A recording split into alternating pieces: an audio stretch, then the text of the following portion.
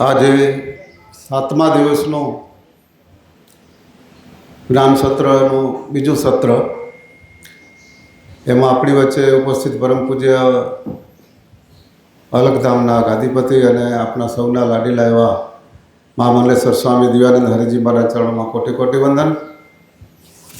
એવા જ સવારના સત્રમાં આપણને ખૂબ જ સત્સંગની ધારામાં ભક્તિ રસમાં નિરૂપણ કરતા પૂજ્ય બાપા છગન બાપાના ચરણોમાં વંદન. સાધ્વી ગોમતીમાં, માતૃશ્રી મંજુલામાં, સર્વે હરિભક્તો અને સર્વે જેને કંઈક મેળવવાની જિજ્ઞાસા છે એવા બધા જિજ્ઞાસુ સાધકો ભાઈઓ અને બહેનો, ખૂબ જ સત્સંગ ધારા ભક્તિ ધારામાં ફેરવાઈ ગઈ છે.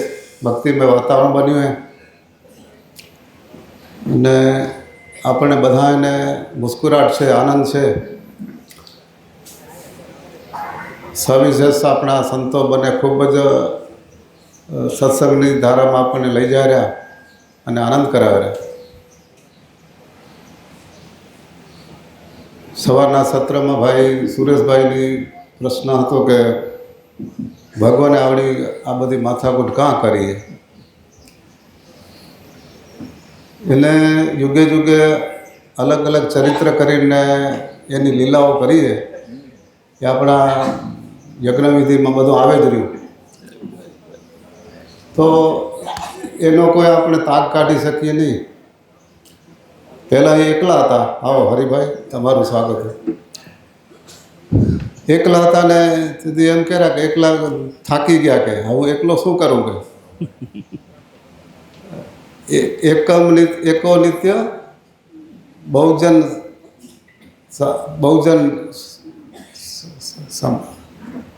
કાંઈક પાછળ શબ્દ કે બહુજન માટે બધા ઘણા બધા જનો ભેગા થાય તો સારું એમ. તો પછી એને એ રીતે બધાને આપણે મૂક્યા. પણ અંદર બધા ધ્યાન જ થઈ ગયા, કારણ કે સ્થિતિ તેથી એવી જ હતી. તો ભગવાનને એમ થયું, આ તો મારો ખ્યાલ બરાબર પડ્યો નહીં, મેળ ના પડ્યો. તો પછી એને માયાનું સર્જન કર્યું. માયાનું સર્જન થયું, એમાં આપણે બધા એમાં ચોંટી ગયા. પછી આપણું ધ્યાન જ મુદ્રા પૂરી ઓછી થઈ ગઈ અને માયામાં લપેટાઈ ગયા. અને હવે અત્યારે તો કળીકાળમાં છેલ્લી અવસ્થામાં આપણે જઈ રહ્યા ત્યારે માયાનું પ્રલોભન એટલું વધ્યું કે એનો માપે નથી. અહીંયાથી ઘણું બધું કહેવામાં આવે પણ છતાં આપણે એમ થાય કે ના ના, એ તકે આપણે આપણી રીતે રહી. એટલે આપણામાં ફેર ઓછો પડે અને જ્ઞાન ઓછું ઉતરે. પણ સમયનો તગાદો એવો. વિશેષ ભાઈનો ખુલાસો, સુરેશભાઈનો ખુલાસો એ સંતો કરશે, પણ આપણી સમજ પ્રમાણે વસ્તુ આમ છે. તો હવે પૂજ્ય મહારાજશ્રીને વિનંતી કરી કે તેઓ સત્સંગ ધારાનો રસપાન કરાવે અને આપણા સદગુરુ મહારાજ હસ્તેજી મહારાજ જે આપણને જે આ એક શિક્ષાપત્રી આપીને શિક્ષાપત્રીમાં જે કંઈ આપણા નિયમોનું સમજ આપીએ એનો મહારાજ ખૂબ ઊંડાણમાં જાય રહ્યા. પણ લગભગ મહારાજ ઉકરશે નહીં. ત્યાં જો ને, ભલે જ્યાં સુધી પૂરું ન થાય ત્યાં જો. ભલે. જય ગુરુદેવ.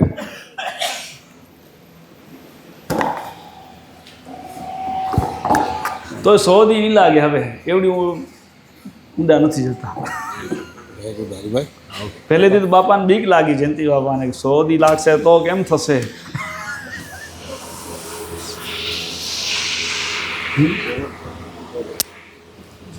હિસાબ રાખવાના બધા, એમ કે બધા હિસાબ રાખે રહો બાપા કે આજે આટલું કર્યું પૂરું, આટલું રહ્યું બાકી. ચલો હવે આગળ હાલીએ. વક્રતુંડ મહાકાય સૂર્યકોટી સમપ્રભ નિર્વિઘ્नं કુરુ મે દેવ સર્વકાર્યેષુ સર્વદા. સદગુરુને ચરણે નમો, વળી માગું પ્રેમ પ્રસાદ. દયા કરી ગુરુ દીજ્યો હરિ રસ અમૃત સ્વાદ. તો વણી શકું ના વર્ણવી મારા સદગુરુ તણું સ્વરૂપ બુદ્ધિ મન પહોંચે નહીં વળી ઉપમા રહિત અરૂપ તો પ્રથમ પૂર્ણ પ્રેમથી વંદુ સદગુરુ ચરણ તાપ ટળે સંસારના વળી મટે જન્મ ને મરણ બોલો સદગુરુ દેવ કી જય નિષ્કલંક નારાયણ ભગવાન કી જય ગુરુવર્યાચાર્ય શ્રી માવજી દાસજી મહારાજ કી જય ગુરુવર્યાચાર્ય શ્રી શિવગણદાસજી મહારાજ કી જય ગુરુ મહારાજના ચરણમાં નમસ્કાર.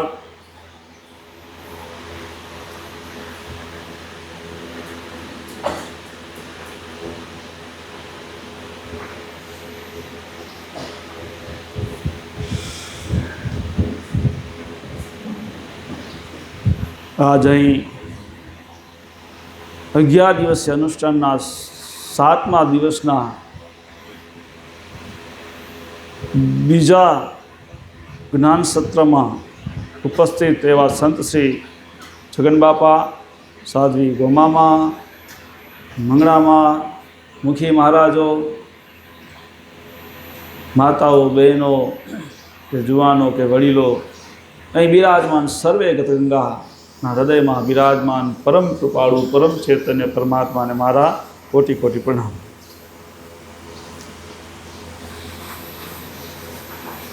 પરમાત્મા તો બધાના અંતરમાં બેઠો છે, ક્યાંય છેટો છે જ નહીં. અને જેવો પરમાત્માનો સ્વભાવ એવો આપણો સ્વભાવ, ઓરિજિનલ સ્વભાવ.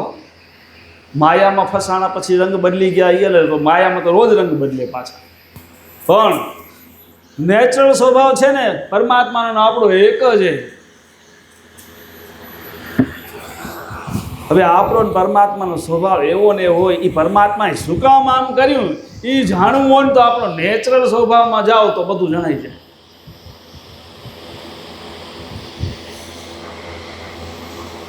હવે તમે વિચાર કરો, અમે છીએ આ જીત મહારાજ છે ને બીજા અમારા જેવા ઘણા હશે. આ બધી ઉપાધિ માંડી વાળી આ જન સંસારની કાંઈ અમને ઉપાધિ ખરી?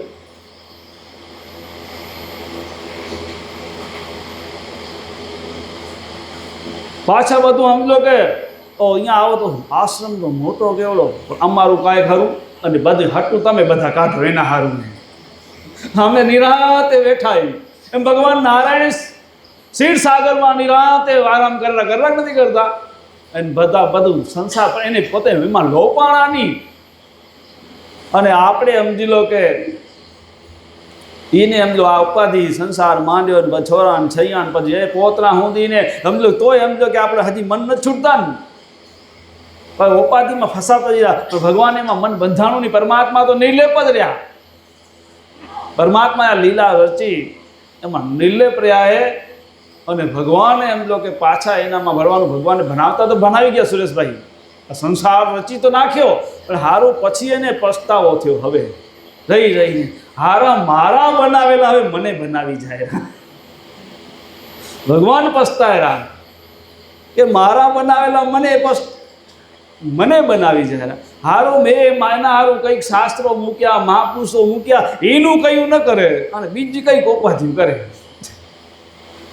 એટલે હવે આપણે એમ લો કે આપણા મૂળ સ્વરૂપમાં આવી જાઓ તો બધું સમજાશે. ને મૂળ સ્વરૂપમાં આવવું હોય તો ખરા અર્થમાં જ્યાં સદગુરુની શિખામણ જેને શિક્ષાપત્રી કર્યા, જે એ મૂળ સ્વરૂપ તરફ આગળ પ્રયાણ કરવાનો પહેલો પાયો હોય, પહેલું ધોરણ એને આપણે સમજી લો કે કાલ સુધી 27 કડવા પૂરા કર્યા, આજે 28મા કડાનો વારો હે. તો એ 27 કડવા પૂરા થયા, 28મો વારો હે. અને એ મૂળ સ્વરૂપમાં આવવું હોય તો પેલું 28મું કરવું ને ત્યાંથી શરૂઆત થાય. 28 આગળ 27 તો ગયા, પણ વળી ફરીને પાછું મૂળ શરૂઆત ત્યાંથી થશે. અને એ પછી તેને પ્રશ્ન કરવાની જરૂર નહીં રહે. અને આ વસ્તુ સમજવા માટે બારેથી ગમે એટલું શબ્દમાં કહેવામાં આવે ને તોય ન સમજાય.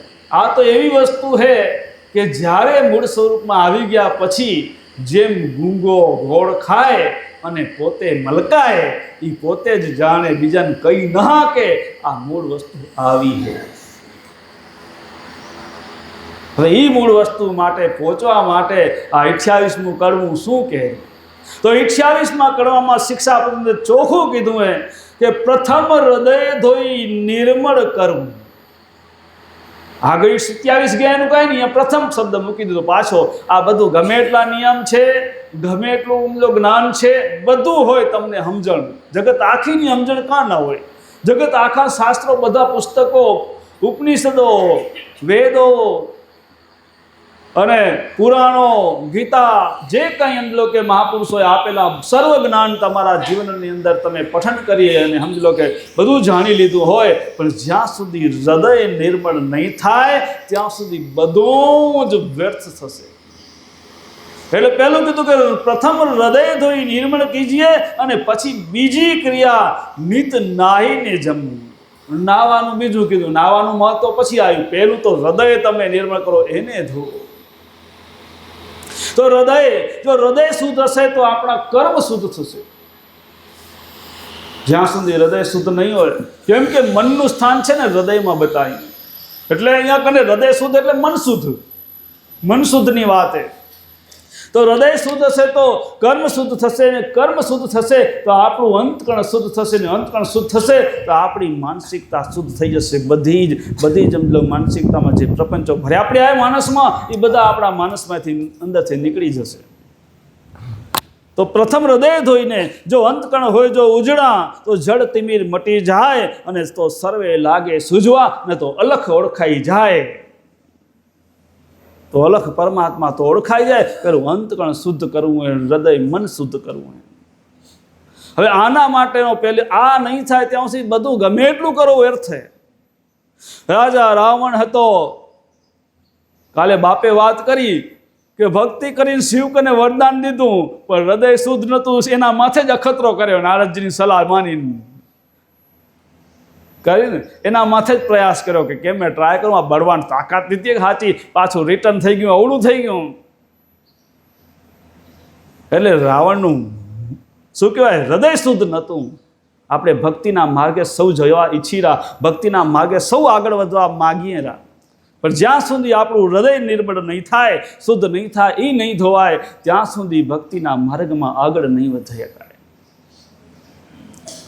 રાવણ હતો, હિરણ્યકશ્યપ હતો, કંસ હતો, જે કંઈ અસુરો થઈ ગયા એ કંઈ સામાન્ય નહોતા. બધા જેને ભગવાનને સ્વયં આવે જગતમાં અવતાર લઈને મારવા માટે આવું પડ્યું હતું, એ કેવા બળુકા હોય, એવા પણ એનું ખાલી હૃદય જ સમજી લો કે શુદ્ધ નહોતું, ધોયેલું નહોતું, નિર્મળ નહોતું. બાકી તો બધી સત્તા હતી, બધો પાવર હતો એના કને. એ દેવોને બંધી બનાવીએ કે એટલી સત્તા હતી. રાવણ એને ઢોલીએ નવગ્રહને બાંધ્યા હતા, અને શનિને તો સમજો પગથિયું બનાવીને બેતો, સિંહાસનમાં પગ એના શનિ ઉપર પગ મૂકીને બેતો, એવું શાસ્ત્ર એમ કહેરા. એટલો બળવાન હતો, પણ હૃદય નિર્મળ નહોતું, એટલે સમજો કે ભક્તિમાં પાર ના ઉતરી શક્યો. ભક્તિ ગમે એટલી કરો, ભક્તિમાં આગળ વધવું હોય તો પેલું હૃદય એમ લો કે નિર્મળ ખપશે. તો પ્રથમ હૃદય ધોઈને નિર્મળ કરવું, બીજી ક્રિયા નિત નહાઈને જમવું. એ તો કદાચ કરતા હશો, એમાંય ઘણા આગુ પાછું, આ બીજી ક્રિયામાં આગુ પાછું થતું હોય. હવાના ઉઠીને પેલું બેડટી ખપતી હોય ઘણાને. હવે બહુ ઓછા હશે પણ એમાંય હોય. માય પહેલી એમ લો કે ખાટલે પથારીમાં ચાય આવે, પછી ઉઠાય ને પછી બ્રશ થાય ને પછી નવાય. આવાય હોય, દુનિયામાં હોય. બેડટી કહેવાય ને, બેડ એટલે ખરાબ થાય ને. આમ તો બેડ એટલે ખરાબ જ ને, આમ તો બેડ એટલે ખરાબ. પલંગમાં થયું સમજો કે બેઠે બેઠે પેલી ચાય પીવે, એ ખરાબ જ. બેડનો મતલબ બે થાય, પલંગ એ થાય ને ખરાબ એ થાય. તો આપણે તો નાહીને એટલે કે આપણે પાવન થઈને પવિત્ર થઈને સમજી લો કે આહાર લેવો, પણ પેલું જ્યાં સુધી પ્રથમ ક્રિયા નહીં થાય ત્યાં સુધી ગમે એટલા નાવો ધોવો. અત્યારે નાવા ધોવાનું આમ તો વધી ગયો ઘણું. આ શરીરને શુદ્ધ કરવામાં ખાલી હાબુથી પહેલાં પાણીથી પતી જતું, હવે હાબુ ખપે, પછી શું કે શેમ્પુ ખપે, પછી શું કહેવાય ને ફેસ વોશ ખપે, પછી શું કહે હજી કાંઈક આવતું હશે, કહેતા આવું ને. 3 મહિનામાં પતી જાય રૂ? હા, હાલશે એટલામાં. સમજી જજો એટલામાં. આ 3 મુદ્દા વાય ડેશ ડેશ ડેશ. કેટલા મુદ્દા આજે એમ લો કે આ શરીરને ચોખ્ખું કરવામાં ખપેર નાહવામાં.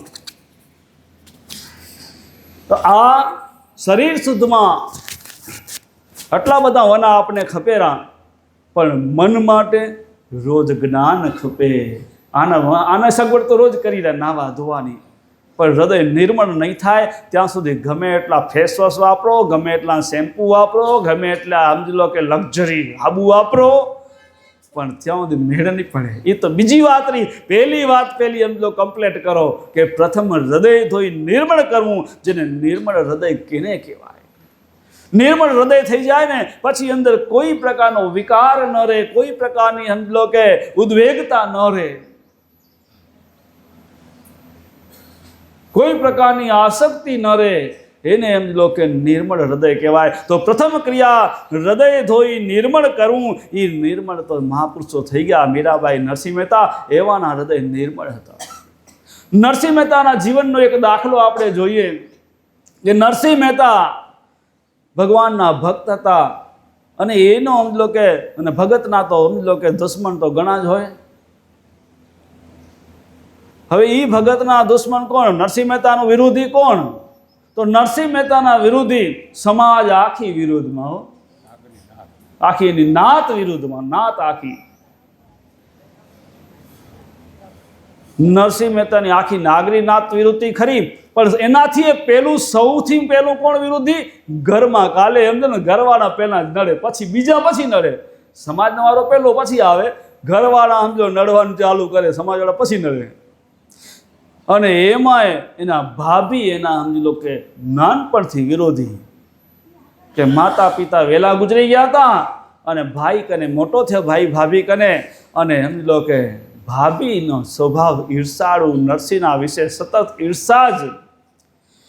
નાનપણથી મોટો થયો, એને ખબર પડી ભગત હે, ભગવાનની કૃપા હે, બધી જ ખબર પડી, છતાં ઈર્ષા ભાવના કારણે નરસિંહનું બુરું જ ચાહે, બુરું જ ચાહે, બુરું જ ચાહે. નરસિંહથી સમજો કે ભાવ પ્રેમ કેદી એને આવે નહીં. કેમ કે ઈર્ષા ભાવ. કેમ કે બે કદાચ આપણામાંથી ભાગ લેશે તો 2 ભાઈઓ ને બીજો કોઈ ડખો ન પડે, અને 2 ભાઈમાં અહીંયા ડખાય ન પડે, જ પેણ્યા પછી જ પડે બધા.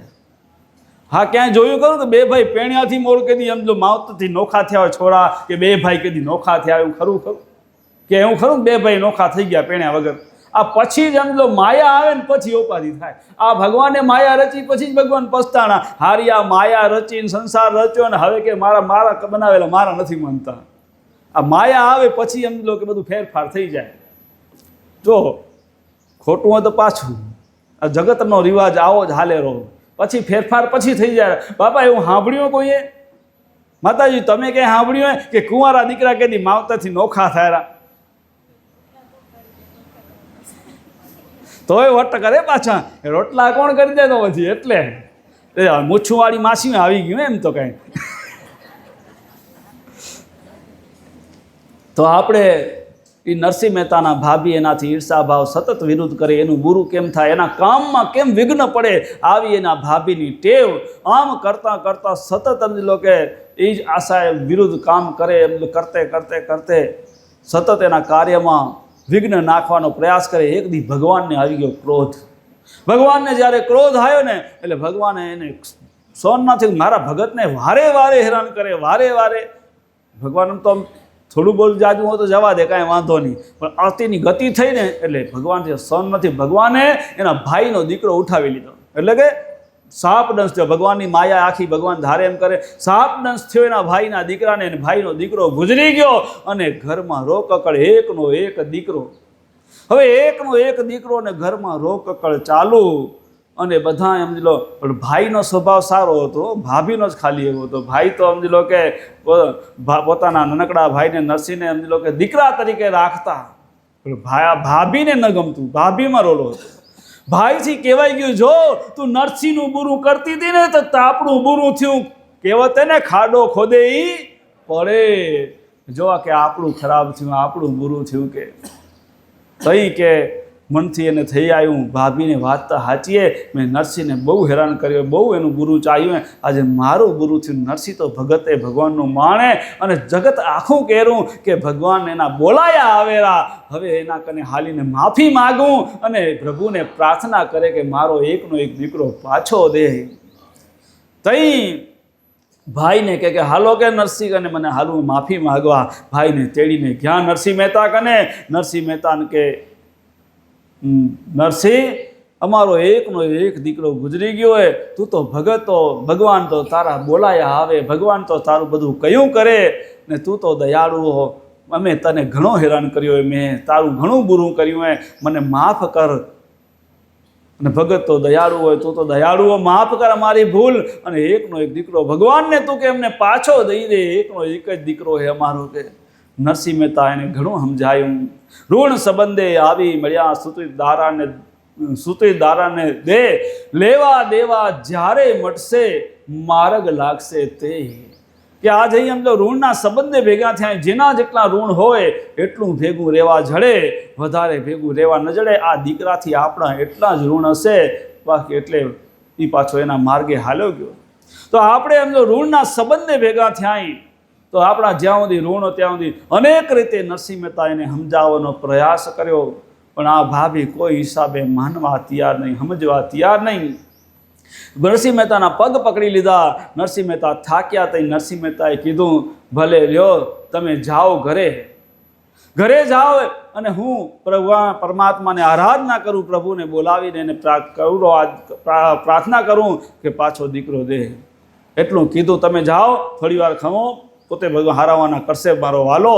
અને ભાભીને ભાઈને ઘરે મૂક્યા. અને આ બાજુ નરસિંહ મહેતાએ ભગવાનને બોલાવવાની તૈયારી કરી.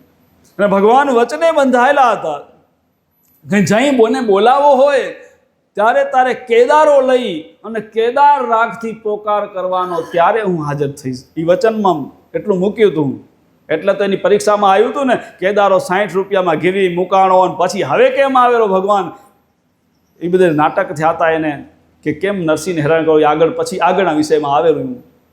પણ એ કેદારો લઈને ભગવાનને બોલાવાના, એ ભગવાનને બોલાવાના કેદારો લઈને ભગવાનને પ્રાર્થના કરી, આરાધના કરી કેદાર રાગથી. અને ભગવાન વૈકુંઠમાંથી અહીં એની નરસિંહ મહેતાની સમીક્ષ હાજર થયા અને પૂછ્યું, નરસિંહ કામ મને બોલાયો? નરસિંહ મહેતા કે પ્રભુ બહુ ખાસ કામ નથી, આ ભાઈનો દીકરો ગુજરી ગયો ને એને ખાલી સજીવન કરવું એટલાનું તમને તેડાય, બીજું કાંઈ કામ નથી. કે અરે નરસિંહ, એ તો મેં જ લીધો હે, મારાથી સહન ન થયું. તારા ભાભી તને સતત હેરાન કરતા, તારા દરેક કાર્યક્રમમાં વિઘ્ન નાખતા, એ મારાથી સહન ન થયું એટલે મેં ઉઠાવી લીધો. હવે એ સજીવન ન થાય. એ પ્રભુ, મેં તમને જે કામે તેડાયા એ કામ પૂરું કર્યા વગર પાછું જવા હું ન દઉં તમને. કે રજા ન જડે ત્યાં સુધી જવાની તમને. હવે આ કાર્ય કરીને જવાનું હોય. મેં જે કાર્ય માટે બોલાયા હે, મેં મારા ભાભીને અને ભાઈને વચન દીધું હે કે તમને પ્રભુને બોલાવીને કવરો દીકરો સજીવન કહેવાનું. હવે તમને બોલાયા, મારું વચન પૂરું કર્યા વગર તમને હવે જવા ન દઉં. એ કે નરસિંહ, જો એવું જ હોય, પણ તું તો એ તો વિચાર કે તારું કેટલું બુરું કર્યું હે, તને કેટલા હેરાન કર્યા હે, તને કેટલું દુઃખ દીધું હે, તોય તું આમ કહો. એટલે તો મારે તારા દુઃખ ના જોવાનું, મારા તઈ તો મેં એનો દીકરો ઉઠાવી લો. પ્રભુ જગત એમ કરે, સંસારી એમ કરે, આપણાથી એવું થવાય ખરું પ્રભુ? આ જો નરસિંહ મહેતાની વાત, આ હૃદય નિર્મળ કહેવાય. અને કેટલું હૃદય નિર્મળ કે સંસારી એમ કરે, આપણાથી પ્રભુ એવું ન થવાય. ભગવાનને સલાહ દે. એ નરસિંહ મહેતા કેટલો હૃદય નિર્મળ, કેટલો ભગવાનનો અને એમનો નિર્મળ કેટલું હૃદય. એક ઇતિહાસમાં એવું આવેલું કે ભગવાનને એમ તો કે નતા આવતા તે હવે ગાળું દીધી ભગવાનને. ભગવાનને જેમ તેમ બોલાય, ભગવાનને આવવું પડ્યું હતું. અને એ વિષયમાં એવું હોય કે જ્યારે કેદારો ઘેરવી મૂક્યો હતો ને ભગવાન નતા આવતા ને, ત્યારે સમજી લો ભગવાનને કહેવા માંડ્યા હતા નરસિંહ મહેતા, અરે કે તું બે માનો બે બાપનો ને તું કાળીઓ ને જેલમાં જન્મ્યો ને કામણ આવો ને તેવાનો માખણ ચોર ને. ભગવાન જઈને બોલાવવા માંડ્યા તેથી જદી કેદારો નતો અને ભગવાનને બોલાવ્યા. ના આયા તો પણ શું કરું, તારા પાનારો પડ્યો, તારા વગર મને હાલતું નથી. ને ભગવાનને એ બોલવા માંડ્યા. ભગવાન વૈકુંઠમાંથી ભાગા, હારી બધી પોલ મારી પાથરી કરશે. આ તો ભાગો ભાગો, હમણાં બંધ કરાવો મોટું નકો, મારું બધી પોલ પાથરી કરી નાખશે. એ કોણ કહી શકે? જઈ સમજી લો કે એના થઈ જાય ત્યારે એ સમજો નરસિંહ મહેતા એવું કહીએ કે એક વખત એક જીવનમાં એવો એનો દાખલો છે અને ત્યારે આ નરસિંહ મહેતા કે પ્રભુ સંસારી એમ કરે, આપણાથી એવું ન થવાય. હવે ભગવાન કે એ થવાનું થઈ ગયું, હવે શું થાય? હવે કાંઈ ન થાય. હવે તમારે રજા જોઈતી હોય, જવું હોય પાછું વૈકુંઠમાં તમારા ધામમાં, તો આને સજીવન કરવો પડે, નકો જવા ન જડે. બીજી તમે હું કાંઈ ન જાણું. ત્યારે કે જો એને સજીવન કરવો જ હોય તો તારે એને આ જીવના હાટે કોઈ જીવ દેવો પડે તો એ સજીવન થાય. મને જીવના હાટે જીવ ખપે. નરસિંહ મહેતા વિચાર કર્યું. હવે ભગવાને વળી બીજી ઉપાધિ કરી. હવે જીવના હાટે જીવ કે ને, બીજાને તો કહેવાય નહીં. પ્રભુ તમને જીવના હાટે જીવ ખપતો, સંકોચ શું કરો? લઈ જાઓ મને ને એને કરો સજીવન. તઈ ભગવાન કે નરસિંહ તું તો છો જ મારો, કે તને લઈને શું કરું? કે તું છો જ મારો, તને લઈને શું કરું? બીજો કોઈક જીવ દે તો મેળ પડે. કે તું હો મારો, મારો જોઈને લઈને શું કરવાનું? હવે એ નરસિંહ મહેતા એના થઈ ગયા હતા, આવે આપે એના એવા જેવા ભગવાનના ખરા એમાં ભગવાનના એ નરસિંહ મહેતા થઈ ગયા હતા. એવા થઈ જાઓ તો પછી એને ચિંતા કરે કે છૂટકો નહીં કરે? જ છૂટકો જાય ક્યાં? કરવો જ પડે એને ચિંતા. અને એની ચિંતા કરીએ એવી આપણી પણ ચિંતા કરે, પણ આપણે ભગવાનના થતા નથી. આપણે ભગવાનના કયામાં રહેતા નથી. એને જીવ માગ્યો તો જીવ દેવા તૈયાર. હવે મારો જીવ લઈ લો. તઈ એને કીધું કે ના, કે તું તો મારો બીજો જીવ દે. પ્રભુ હું મને લઈ જાઓ એમ કહી શકું, પણ બીજાને કેમ કહું કે તમે લઈ જાઓ? બીજા જીવને હું કેમ કહ્યું કે બીજા ઉપર મારો હક નથી? આ મારા પ્રાણ ઉપર હું અધિકાર હાલે કે હા લઈ જાઓ કહી શકું? બીજાના પ્રાણ લેવાનું હું કેમ કહું પ્રભુ? તો કે તારો સાંભળો દે તો હાલે. સાંભળો એટલે નરસિંહ મહેતાનો દીકરો કે પ્રભુ એવું હોય તો એને લઈ જાઓ, બસ તમારી ઈચ્છા, તમારો દીધેલો હોય તમારો છે, લઈ જાઓ તમે, બીજું શું? એને લઈ જાઓ. ભગવાન કે તથાસ્તુ, તારા ભાઈનો દીકરો સજીવન થાય અને તારો દીકરો હમણાં નહીં લઈ જાઉં. તારો દીકરો જ્યારે તું પરણાવીશ ને તઈ લઈ જઈશ. કેટલું હૃદય નિર્મળ કે હે હા, પણ કેટલું નિર્મળ કે સંસાર એમ કરે પણ આપણાથી એવું ન થવાય. દુનિયા ભલે એમ કરે. જો આપણે નરસિંહ મહેતા જઈએ તો આપણે ખબર પડે દુનિયા કેમ કરે છે. દુનિયા કેમ ભલે ભલે કરીએ તો બધું હાલે. તો તમે હખર, તમારું જેવું કોઈ હખર નહીં. તમે કહો એમ કરવું પડે તો હખર, નકો બધા અભરા.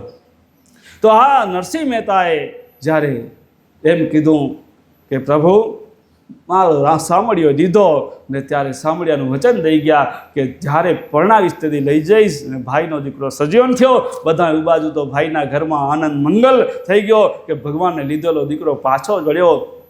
અને આ બાજુ નરસિંહ મહેતા જાણે ને ભગવાન જાણે કે લગ્ન થશે ને સાંભળ્યો ભગવાન લઈ જશે. બીજું કોઈ ના જાણે. ભગવાનને નરસિંહ મહેતાના બેના કોલ કરાર, ન ઘરવાળાને ખબર ન સાંભળ્યાને ખબર.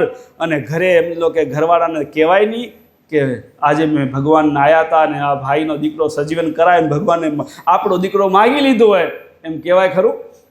તો સમજ લો કે હવા સીધો કારિયારો ઘરમાં ચાલુ થાય. એ હું તમને ડાયું થવાનું કેને કીધું તો બીજાની ઉપાધિ કરવામાં પોતાનું ભૂંડું કરવું.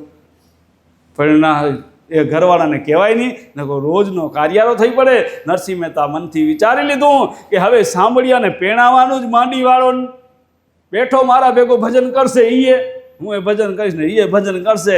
મનથી એમ ધાર્યું. પણ હું તો સાંભળ્યો ભગવાન તો સમજી લો કે શું કહેવાય, એને મજા આવે એમ કરે. પરીક્ષામાંથી પહેલો સમજો પાસ કરે, પછી સમજો પોતાના કરે.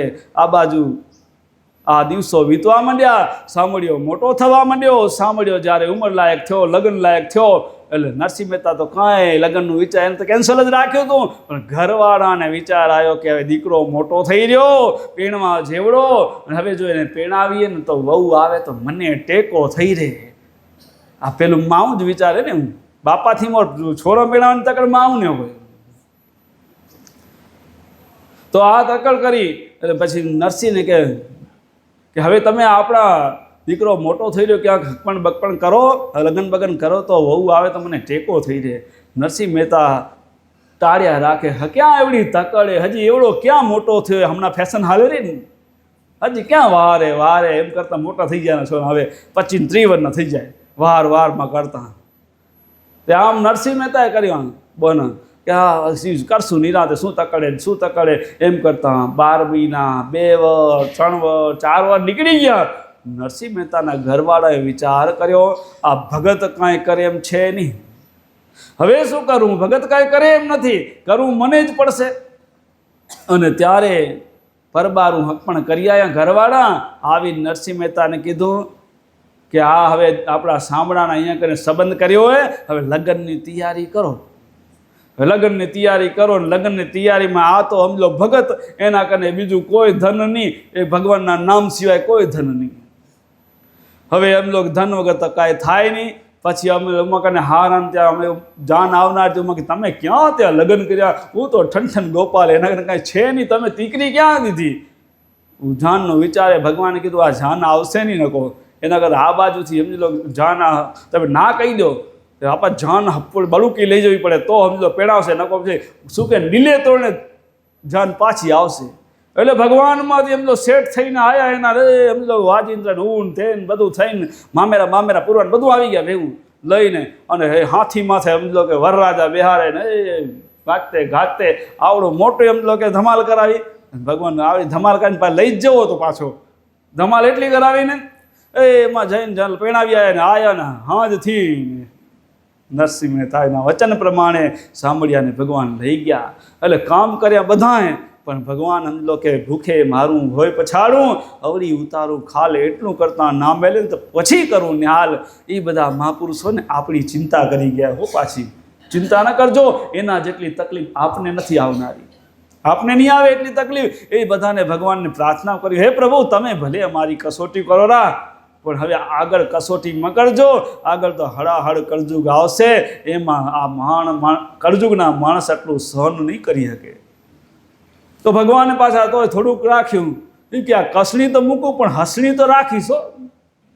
તો કસણીના હટાવીને હસણી કરી મૂકી. હસણી એટલે કે તમે ધર્મના માર્ગે હાલો ને તો તમને કે હજી એ સુધર્યા નહીં, હજી એમ લો કે ઓહ હજી એ તો મહારાજ કે હોટલમાં ન ખાવાનું, હવે જમાનો બદલી ગયો, હાલો હાલો કે હા આ બધું આમ હાલે અત્યારે. ને જો સમજી લો કે ધર્મના માર્ગે હાલો તો સમજી લો કે જરાક અડગા થઈ રહ્યો, ત્યાં જવું હોય ને ત્યાં બીજા આપણે ભેગા ન તેડી જાય, આને તેડી જશું તો આપને આમે સેટ નહીં થાય આપણા ભેગા. હરિભાઈ આવું હાલ્યો ને જ્યાં મજા આવે ત્યાં સ્વા કરવા બેસી જાય, એ બધા હખર અત્યારે જમાનો એવો હાલ્યો. આ તો એક એક્ઝામ્પલ, દરેક વિષયમાં આવું થઈ ગયું. દરેક વિષયમાં જો બધાથી ભળતું રહેવું તો વાંધો નહીં, જો સમજો ધર્મમાં અડગ થાવ તો સમજો કે આપણું ધર્મ જે ધર્મના માર્ગે હાલે એટલે એને વિઘ્ન થાય. ચાલુ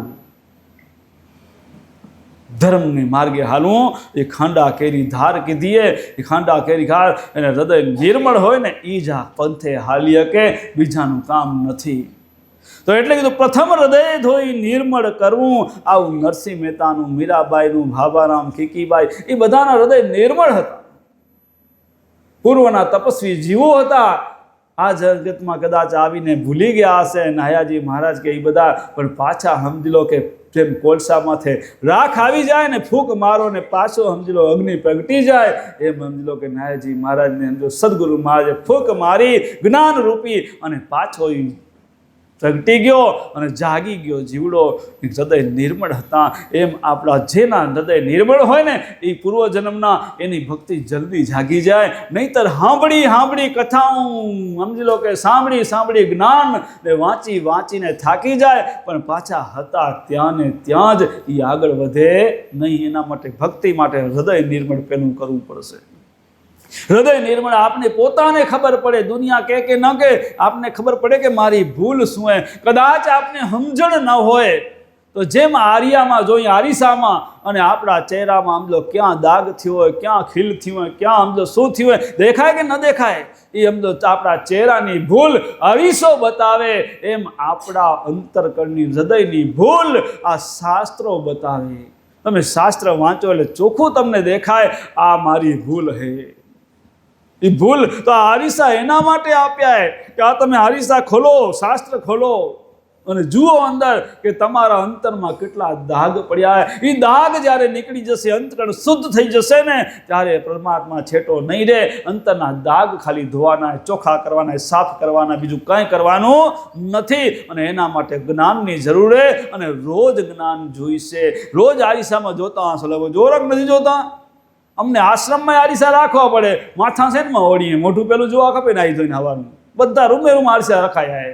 ક્યાંક ક્યાંક તો બાપાઓ ટ્રસ્ટીઓ બે ચાકર આરસી રાખી દીધા ક્યાંક ક્યાંક રૂમમાં. તો વળી ભાઈઓ કે ઉમા મેણ ના ખાય, ત્યાં પછી એ તો બાથરૂમમાં રહી જાય, દાઢી કરવાય ખપે કે હારો, તો વળી નોખો રાખી દેવો પડે. આરીસા મોઢું જોવા ખપે. એમ તમારું અંતરનું હૃદય તો જુઓ. આ આરીસા દીધા એ આપણે સદગુરુની શિખામણ રૂપે, અમૃતવાણી રૂપે, મનચિંતામણી રૂપે, આ બધા આરીસા છે. એમાં જુઓ તમારા હૃદયની અંદર કેટલા દાગે, તમારા અંતરમાં કેટલા દાગે. એ દાગ એનાથી દેખાશે. એ ચોપડા ખોલો, ચહેરાવાળા દાગ કદાચ નહીં નીકળે ને તોય હાલશે, પણ અંતરના દાગ રહી ગયા ને તો એ આપને ભવના ફેરામાં નાખશે. ને ભવના ફેરામાં છૂટવા માટે તો આ મનુષ્ય દેહ મળ્યો હોય. મનુષ્ય દેહ મુક્તિનું દ્વાર નહીં આવે. વારંવાર આ મળ્યો તો હે, પણ આગળ મળશે કે નહીં આપણા હાથમાં નથી. પણ અત્યારે શું કરવું ને એમાં આપણે સ્વતંત્ર હઈએ. અત્યારે શું કરવું, જે કરવું એ કરી લેજો. ને અત્યારે આપણે છૂટવા માટે મનુષ્ય દેહ મળ્યો હોય તો આપણે આપણા આત્માને આ જગતના બંધનમાંથી, કર્મના બંધનમાંથી મુક્ત થાય એના માટે આપણે આ શાસ્ત્ર જ્ઞાનને જીવનમાં ઉતારી આપણું હૃદય નિર્મળ કરી અને આપણે આપણા જીવનું કલ્યાણ કરી લેવું. વારે વારે આવો મનફો મળનારો નથી. અને આગળ શિક્ષાપત્રીમાં કહેરા અને હૃદય થોડી નિર્મળ કરવું ને પછી સમજી લો કે બીજી ક્રિયા નાઈને તો બહુ કહેવું નહીં પડે. એ તો અત્યારે બહુ જ હાલેરું. નાવા ધોવાનું તો વધી ગયું ઘણું હે. શિયાળો હોય તો એકવાર તો સાચું, ઉનાળો હોય તો 3 વાર થાય ને 4 વાર થાય, કંઈ નક્કી નહીં. પણ એના પછી આગળ બીજા કડવામાં 29માં કડવામાં ચોખ્ખું કીધું હોય કે સત્ય ચાલવું રાત ને દિવસ અને તેમાં સાચું બોલવું નિશ્ચય વાત. સત્ય ચાલવું રાત ને દિવસ, સત્યના માર્ગે હાલવું રાત દિવસ 24 કલાક સત્યને આધારે હાલવું અને તેમાં સાચું બોલવું નિશ્ચય. કેમ કે સત્યના માર્ગે હાલવું હોય એટલે કે આપણે પરમાત્મા સત્ય સુધી પહોંચવું તો સત્યના માર્ગે જ હાલવું પડે. ને એટલા માટે અમૃતવાણીમાં કીધું હોય કે સતની નાવે જો બેસીએ તો સદગુર ઉતારે પાર. સતની નાવે બેસીએ તો સદગુર ઉતારે પાર. એની જવાબદારી તમે સતની નાવમાં વહી જાઓ, મારી જવાબદારી તમને પાર ઉતારીશ. તો સતની નાવે બેસીએ તો સદગુરુ ઉતારે પાર. અને આમ આ સતના માર્ગે કોણ હાલ્યા? સતના માર્ગે આપણે કેટલા અહીં આપને પોતને ખબર હોય કે ના હોય? કેટલા કૂડે, કેટલા કપટે, કેટલા હચાઈ, કેટલા ખોટાઈ, બારને ગમે એટલા હખર દેખાતા, પણ આપણું મન શાંત પૂરતું હોય. કહેતું હોય કે ન કહેતું હોય? કાલે ભજનમાં આવ્યું હતું ને, આ જિંદગીના ચોપડામાં સરવાળો માંડો અને મનને મહેતાજી કરી કામે લગાડો. મનને મહેતાજી બનાવો, પોતે શાંત પૂરશે. આટલું ગડબડ થાય રહી કે ન કે? હા, કે તો ખરું. તો પછી ચોપડો ક્લિયર રાખજો. જો લોચાવાળો ચોપડો હશે ને તો આપણે એમ લોચા પડી જશે. પછી એમ આગળ જતા અહીંયા દેહ છોડીને પ્રભુના ધામમાં જવશું ને તઈ લોચા પડશે. તઈ ચોપડા ક્લિયર નહીં હોય તો તઈ પછી સમજી લો કે તઈ પસ્તાવું પડશે. હમણાં આપણે મજા આવે રહી ભલે, પણ તેદી એમ લોકો ઉમાં ક્લિયર ખપશે. અહીંયા કદાચ લાંચ રૂસથી સહી કરાવી લઈ તો થઈ જાય, સીએ કરી દે, થોડું જાજુ ટપાવી દે, હાલશે. પણ ઉમાં હાલશે? ઉમાં જરાય નહીં હાલે. તો સત્ય ચાલુ રાત ને દિવસ ને તેમાં સાચું બોલું નિશ્ચય. અને સત્ય તો આપણા જગતની અંદર દાખલો બેસાડી ગયા સત્યનો.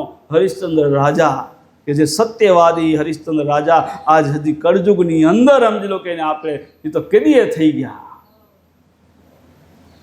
અને રામથી મોર થઈ ગયા સત્યવાદી હરિશ્ચંદ્ર રાજા. પણ હજી એ દુનિયા એને યાદ કરેલી, સન્માનથી યાદ કરેલી. સત્યના આધારે હાલ્યા તઈ. પણ એના માટે એને કસોટી કેટલી ભોગવી પડી, કેટલી પસારથી, પણ સત્યને છોડ્યું નહીં. એ જ આમાં કીધું કે સત્ય ચાલુ રાત ને દિવસને તેમાં સાચું બોલવું નિશ્ચય. અને હરિશ્ચંદ્ર રાજાની જે પરીક્ષા થઈ, અને હરિશ્ચંદ્ર રાજા એને પહેલા ધર્મી નહોતા. એ સત્યનો માર્ગ તો ઘરવાળા થકી પકડ્યો તો હો, એટલે માતાજીઓ થકી તર્યા હતા. પાછા આમ તમારા વખાણ તો પાછા આવ્યો, ભલે ભાગલા તમારા થકી થાય ને, અને ધારો તો તમે તારી લ્યો ને ધારો તો ડુબાડી નાખો. તાકાત એટલી તમારામાં. હા, ધારો એમ કરો તમે. શક્તિ એ ધારે એમ કરે, પણ એ શક્તિનો સદુપયોગ થવો જોઈએ. તો શક્તિ સમજો કે તો ઉપયોગમાં, દુરુપયોગ થાય તો વીજળી એ શક્તિ એ એને અહીંયા બધા ઇલેક્ટ્રિકમાં બધા પણ એના છેડાને હાથમાં ન જડાવે છંછ તો ભૂકા કાઢી નાખે આપણા. એ શક્તિ એ આ બધી શક્તિઓ છે. અને સદુપયોગ અને જો ધારે તો તારી લે તો આ બધી શક્તિઓ નારી થકી નર તર્યા, એમ જ કીધું ને ધ્રુવ પ્રહલાદ ને બધા નારી થકી તર્યા છે. પણ એવું કામ કરવાનું કે બધા પરિવારને તારી લેવું એ શક્તિના હાથમાં. એટલા હારું જ કીધું ને કે શું કે દીકરી બે કુળ તારે, પાછું કહેવત ને, જો દીકરી તાર સંસ્કારી હોય દીકરી તો માવતરનું કુળ ઉજાડે ને, સમજો કે સાસરાને તુળને કુળને તારી લે, ગમે એવું હોય ને એને સુધારીને વાટે ચડીને પટે ચડાવીને એનો ઉદ્ધાર કરી નાખે. જો દીકરી ઉધારે તો એવું હે આપણા હાથ, બીજા કેના હાથમાં નથી. આપણે ધારી કરી શકીએ. સત્ય ચાલુ રાતને. હરિશ્ચંદ્ર રાજા પહેલાં તો અમને ધર્મી નહોતા, પણ ધર્મી ક્યારે થયા કે એમના ઘરમાં જ્યારે ઘરવાળા આવ્યા, લગ્ન થયા ત્યારે, અને ઘરવાળાનું નામ તારામતી. હવે તારામતી એ કુદરતે યોગે જુઓ કે એનો અવતાર કેમ આવ્યો તારામતીનો. આગલા જન્મ તો પાછા કૂતરી હતા, પશુ યોનિમાંથી એમ લો કે મનુષ્ય દેહ મળ્યો અને એમાંથી રાજરાણી થયા ને એમ લો પોતે તર્યા અને એમ લો કે રાજાને ઘરવાળાને પણ તારી લીધા. હવે કૂતરીનો અવતાર હતો ને આપણે એમ લો કે કહેવત હે ને કૂતરું વફાદાર, કૂતરા જેવું કોઈ વફાદાર પ્રાણી નહીં. જેનું ખાય ને એની એમ લો કે વફાદારી કરે, જેનું ખાય ને વફાદાર રહે. તો આ કૂતરું જંગલમાં કૂતરી રહેતી હતી ને જંગલમાં પેલા સાધુ સંતો રહે. હવે સાધુ સંતો જંગલમાં રહેતા હતા મઠની અંદર, અને ત્યાં સમજો કે ત્યાં જે કંઈ સાધુ સંતો ખાવા દે ખાઈ પી અને મઠમાં ત્યાં બેઠી હોય અને કોઈ સમજો ચોકી કરે. આમ કરતાં કરતાં એક કાર્યક્રમ જોજ્યો હશે સાધુ સંતોનો મોટો મેળાવડો યોજાણો. બધા સાધુઓ ત્યાં ભેગા થયા અને જે કંઈ કર્મકાંડ કે જે કંઈ એના હતા બધા પ્રોગ્રામ થયા. હવે જ્યાં કંઈ પ્રોગ્રામ હોય તો આ પેટ પૂજાની સગવડ તો બધાને કરવી જ પડે. અને પેટ પૂજાની સગવડમાં ત્યાં રસોડામાં રસોઈયા રસોઈ કરતા હોય, આ બાજુ કાર્યક્રમ ચાલુ હોય. અત્યારે બધી સગવડ સારું હોય કે બધા રસોડા ધાબાવાળા એવા બધા પેક રસોડા થઈ ગયા. એ વખતે બધી આટલી સગવડ નહીં. અને એમાં પાછા જંગલમાં મઠમાં રહેવાવાળા સાધુમાં સગવડ શું હોય, એ વરસાદ આવે તો બચવારું ઝૂંપડીમાં ગરી જાય, બીજું કાંઈ સગવડ હોય નહીં. અને આ બાજુ રસોડા મોટા કરવા હોય તો બહાર જ થાય.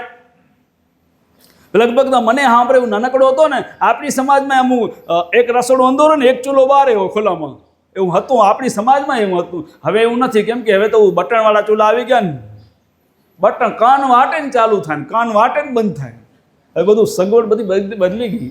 તો એ વખતમાં આ મોટું રસોડું હતું અને એમ રસોડામાં પર રસોઈ ચાલુ હતી અને આ બાજુ સાધુ સંતોનો કાર્યક્રમ ચાલુ અને આ રસોઈ બનતી હશે અને રસોઈ બનતી હતી. કોઈ હાજર નહીં, કામ અર્થે કોઈ હાજર નહોતું. અને ઉપરથી સમળી સાપ લઈને વટાણી અને એ સાપ માથેથી પડી ગયો અને પંજામાંથી છૂટી ગયો સમળીના હાથમાંથી અને એ સાપ સીધો બેકડિયામાં પડ્યો.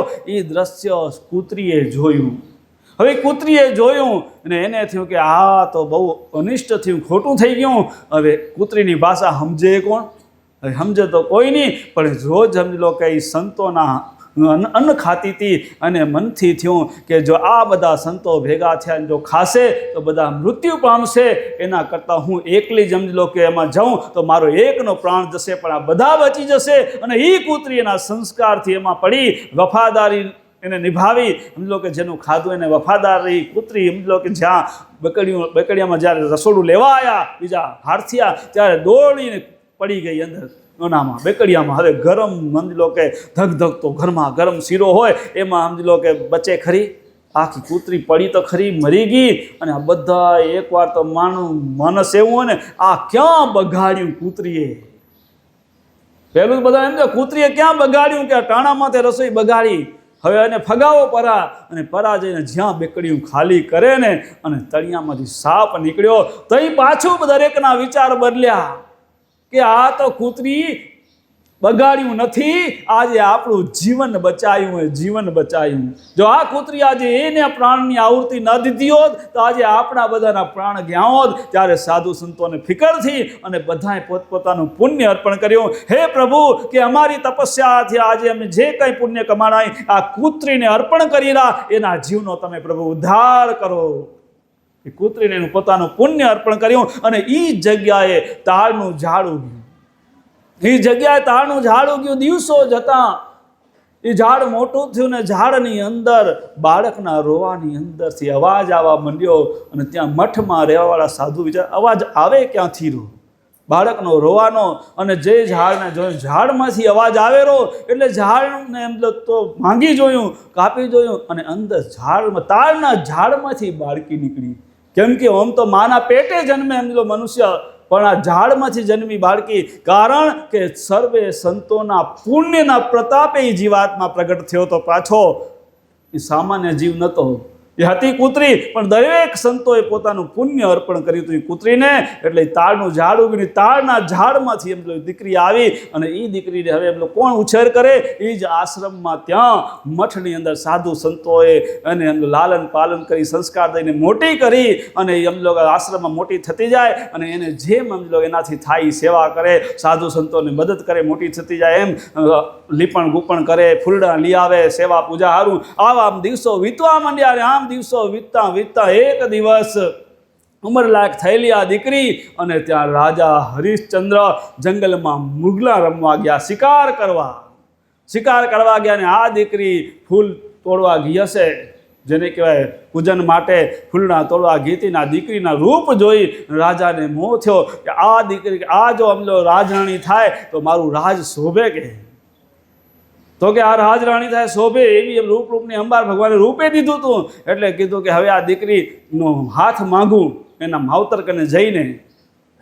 તો કે જઈને તો દીકરી જાય ક્યારે? એટલે દીકરી જ્યાં જઈને એને પાછળ હરિશ્ચંદ્ર રાજા ગયા. એ દીકરી તો આશ્રમમાં સાધુ કને ગઈ, સાધુના મઠમાં. રાજા એના મઠમાં પોતે રાજા હરિશ્ચંદ્ર અંદર પહોંચા અને ત્યાં સાધુને જઈને પૂછ્યું કે આ દીકરી કેની હે? તો એ હકીકત કે એને કીધી કે અમારી જ દીકરી હે ને અમારી. તો કે મારી ઈચ્છા છે કે આ તમારી દીકરીને જો મારી હાથે પરણાવો તો હું એને રાજરાણી બનાવું. સાધુએ વિચાર કર્યો, રાધા છે ઓમ સારો, તો કે આને રાજરાણી બનાવતો તો આપણે એમ સાધુ અહીંયા કને સાધુ કને બીજું હોય શું કે આપણે બીજે સુખી નહીં કરી શકીએ, પણ રાજરાણી થશે તો સુખી થશે. એમ વિચારીને સાધુઓએ એને એમ કે હરિશ્ચંદ્ર રાજાથી એના લગ્ન કરાયા. અને લગ્ન થયા એટલે રાજ દરબારમાં આવ્યા અને રાણીનું પદ મળ્યું. અને ઉમ્મા ગયા તો ખરા, પણ સ્વભાવ કેવો? રોજ ભક્તિમય ભજનમય જીવન જીવવાનું, પૂજા પાઠના લાભ મળે ઉમ્મા કને મઠની અંદર. ને અહીંયા તો ખાવું પીવું ને મોજ કરું, બીજું ભગવાનનું નામનું ક્યાંય નિશાન નહીં. બસ ખાવું પીવું ને મોજ કરું રાજ દરબારમાં. એને ત્યાં જીવ અકળાવા માંડ્યો કે આ મજા આપણે મેળ ન ખાય, આ તો ક્યાં બંધનમાં ફસાઈ ગયા અહીંયા તો રાણી થઈને. ખાવું પીવું મોજ કરું, જીવન તો શેના માટે મળ્યું? ઉમાં તો હવે સાધુ કને મોટી થઈ સંસ્કાર હોય કે આ મનુષ્ય જન્મ ભગવાનની ભક્તિ કરીને જીવનો ઉદ્ધાર માટે મળ્યું હોય. અને પાછા દરેક સાધુના પુણ્યના પ્રતાપે એનો અમલો કે આ અવતાર મળ્યો તો એને સંસ્કાર કેટલા હોય. એટલે વિચાર કર્યો આમાં તો આપણો મેળ ન પડે, પણ હવે જે ભાગ્યમાં તો થયું, પણ હવે આપણે આપણા જીવની કરીએ, બાકી બીજાનું આપણે નહીં કરી શકીએ. એટલે રાજા જ્યારે સૂઈ જાય ત્યારે એ રાણી ઘોડો લઈને નીકળે અને જાય સાધુ સંતોના મઠમાં. ત્યાં ભક્તિ કરે, ભજન કરે, પૂજાનો લાભ લે અને રાતોરાત વળી પાછા આવીને સૂઈ જાય. પણ ગમે એટલી ચોરી કરો એ કેટલા કેદીક તો પકડાય. ચોરી ચોરી જ કહેવાય, પકડાય. અને ભગવાનની પણ લીલા હોય, ભગવાન પણ હમલો ધારત કોઈ જીવ હમલો કે આ હરિશ્ચંદ્ર કોઈના પૂર્વના કોઈ કેનું એ પુણ્ય હશે કે ભાગ્યે આવી રાણી મળી, કે આવી રાણી મળી ભક્તિવાળી. એનું કોઈ પુણ્ય વગર સારું માણસ મળે નહીં. કોઈનો સારાનો સંગ ને એ કોઈ ભાગ્ય કોઈ પુણ્યના પ્રતાપે મળે, કોઈના પુણ્યના પ્રતાપે. પણ ખબર પડી રાજ દરબારમાં કે રાણી તો રાજા હુતા હોય ને પાછળ રાતે રાજ દરબારમાંથી ઘોડી લઈને નીકળી જાય કંઈક છે.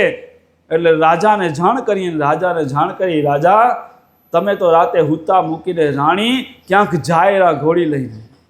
ના કે એ તો અહીંયા જ હોય કે ભલે તમે જાય પાછા રાતોરાત આવી જાય. રાજાને મનમાં શંકા થઈ કે આ વળી શું કે મારા પાછળ ચોરી, મારા ઘરમાં ચોરી આ કેવી? કે તો કે કાંઈ વાંધો નહીં. અને રાજાએ મનમાં ધારી લીધું કે હવે એની તપાસ કરું કે રાણી કરે શું, જાય ક્યાં. હવે તપાસ કરવા સારું રાજાએ રોજના ગોળે હુવાનો કે હુતા નહીં, પણ હુવાનો ખાલી નાટક કર્યો કે રાજા હુઈ ગયા હે. પછી શું કરવાનું? રાજાને ઊંઘ ના આવી, કેમ કે મનમાં એવું ઘરી ગયું ને, પછી ઊંઘ ના આવે માણસને જ્યાં સુધી નક્કી ન થાય ત્યાં સુધી. રાજાને જાગ્યા, હુતા ખાલી નાટક કરીને. ને રાણી તો એનો સમય થયો એટલે ધાર્યું કે રાજા હુઈ ગયા હે. રાણી રોજના હિસાબે નીકળ્યા બારે, ઘોડી લઈને રાજ દરબાર બારે પહોંચી ગયા. ત્યાં સંતોના ત્યાં વચ્ચે મઠમાં અને ઉમાકને પૂજાઓ થાય ને બધું થાય. વાંય રાજા પણ ગયા ઘોડી લઈને. બીજી જોયું આ રાણી તો સાધુ સંતોના મઠમાં ગયા. એમાં શું થાય રહ્યું? એટલે બારેથી ઝૂંપડા હોય ને એમાં અંદરથી આમ દેખાય, કણા હોય ક્યાંક ક્યાંક, માંથી જોવે શું થાય. પૂજા પાઠ થતા હતા ને કળશ પૂજા ને માથે ફૂલના હાર ને પ્રસાદ ને કોળી પાવડીઓ પાવડ વેચે ને આ બધું જોયું દ્રશ્ય. રાજાએ કીધું હમણાં રાતે ક્યાં કેવું, હમણાં એક કામ કરો ને, હવારે પૂછાણું લેશું. પણ હવારે પૂછું ને કદાચ રાણી ખોટું બોલે તો પુરાવો રાખવો પડે કે તમે ખોટા હો કે સાચા, હું તમને જોઈ ગયો એમ પુરાવો શું? એની રાણીની મોજડી લઈને ભાગી ગયા. રાજા રાણીની મોજડી લઈ રાજ દરબારમાં આવીને મોજડીને છુપાવીને હોઈ ગયા. અને રાણી એના કાર્યક્રમમાંથી પરવારી બારે નીકળ્યા જ્યાં રાજ દરબાર માટે. ત્યારે જ્યાં જુએ ત્યાં મોજડી ગાયબ. એ મોજડી ગાયબ. પેલા મહાપુરુષો હતા જે તપસ્વીઓને વાત કરી કે મારી મોજડી અહીંયાથી ગાયબ થઈ ગઈ.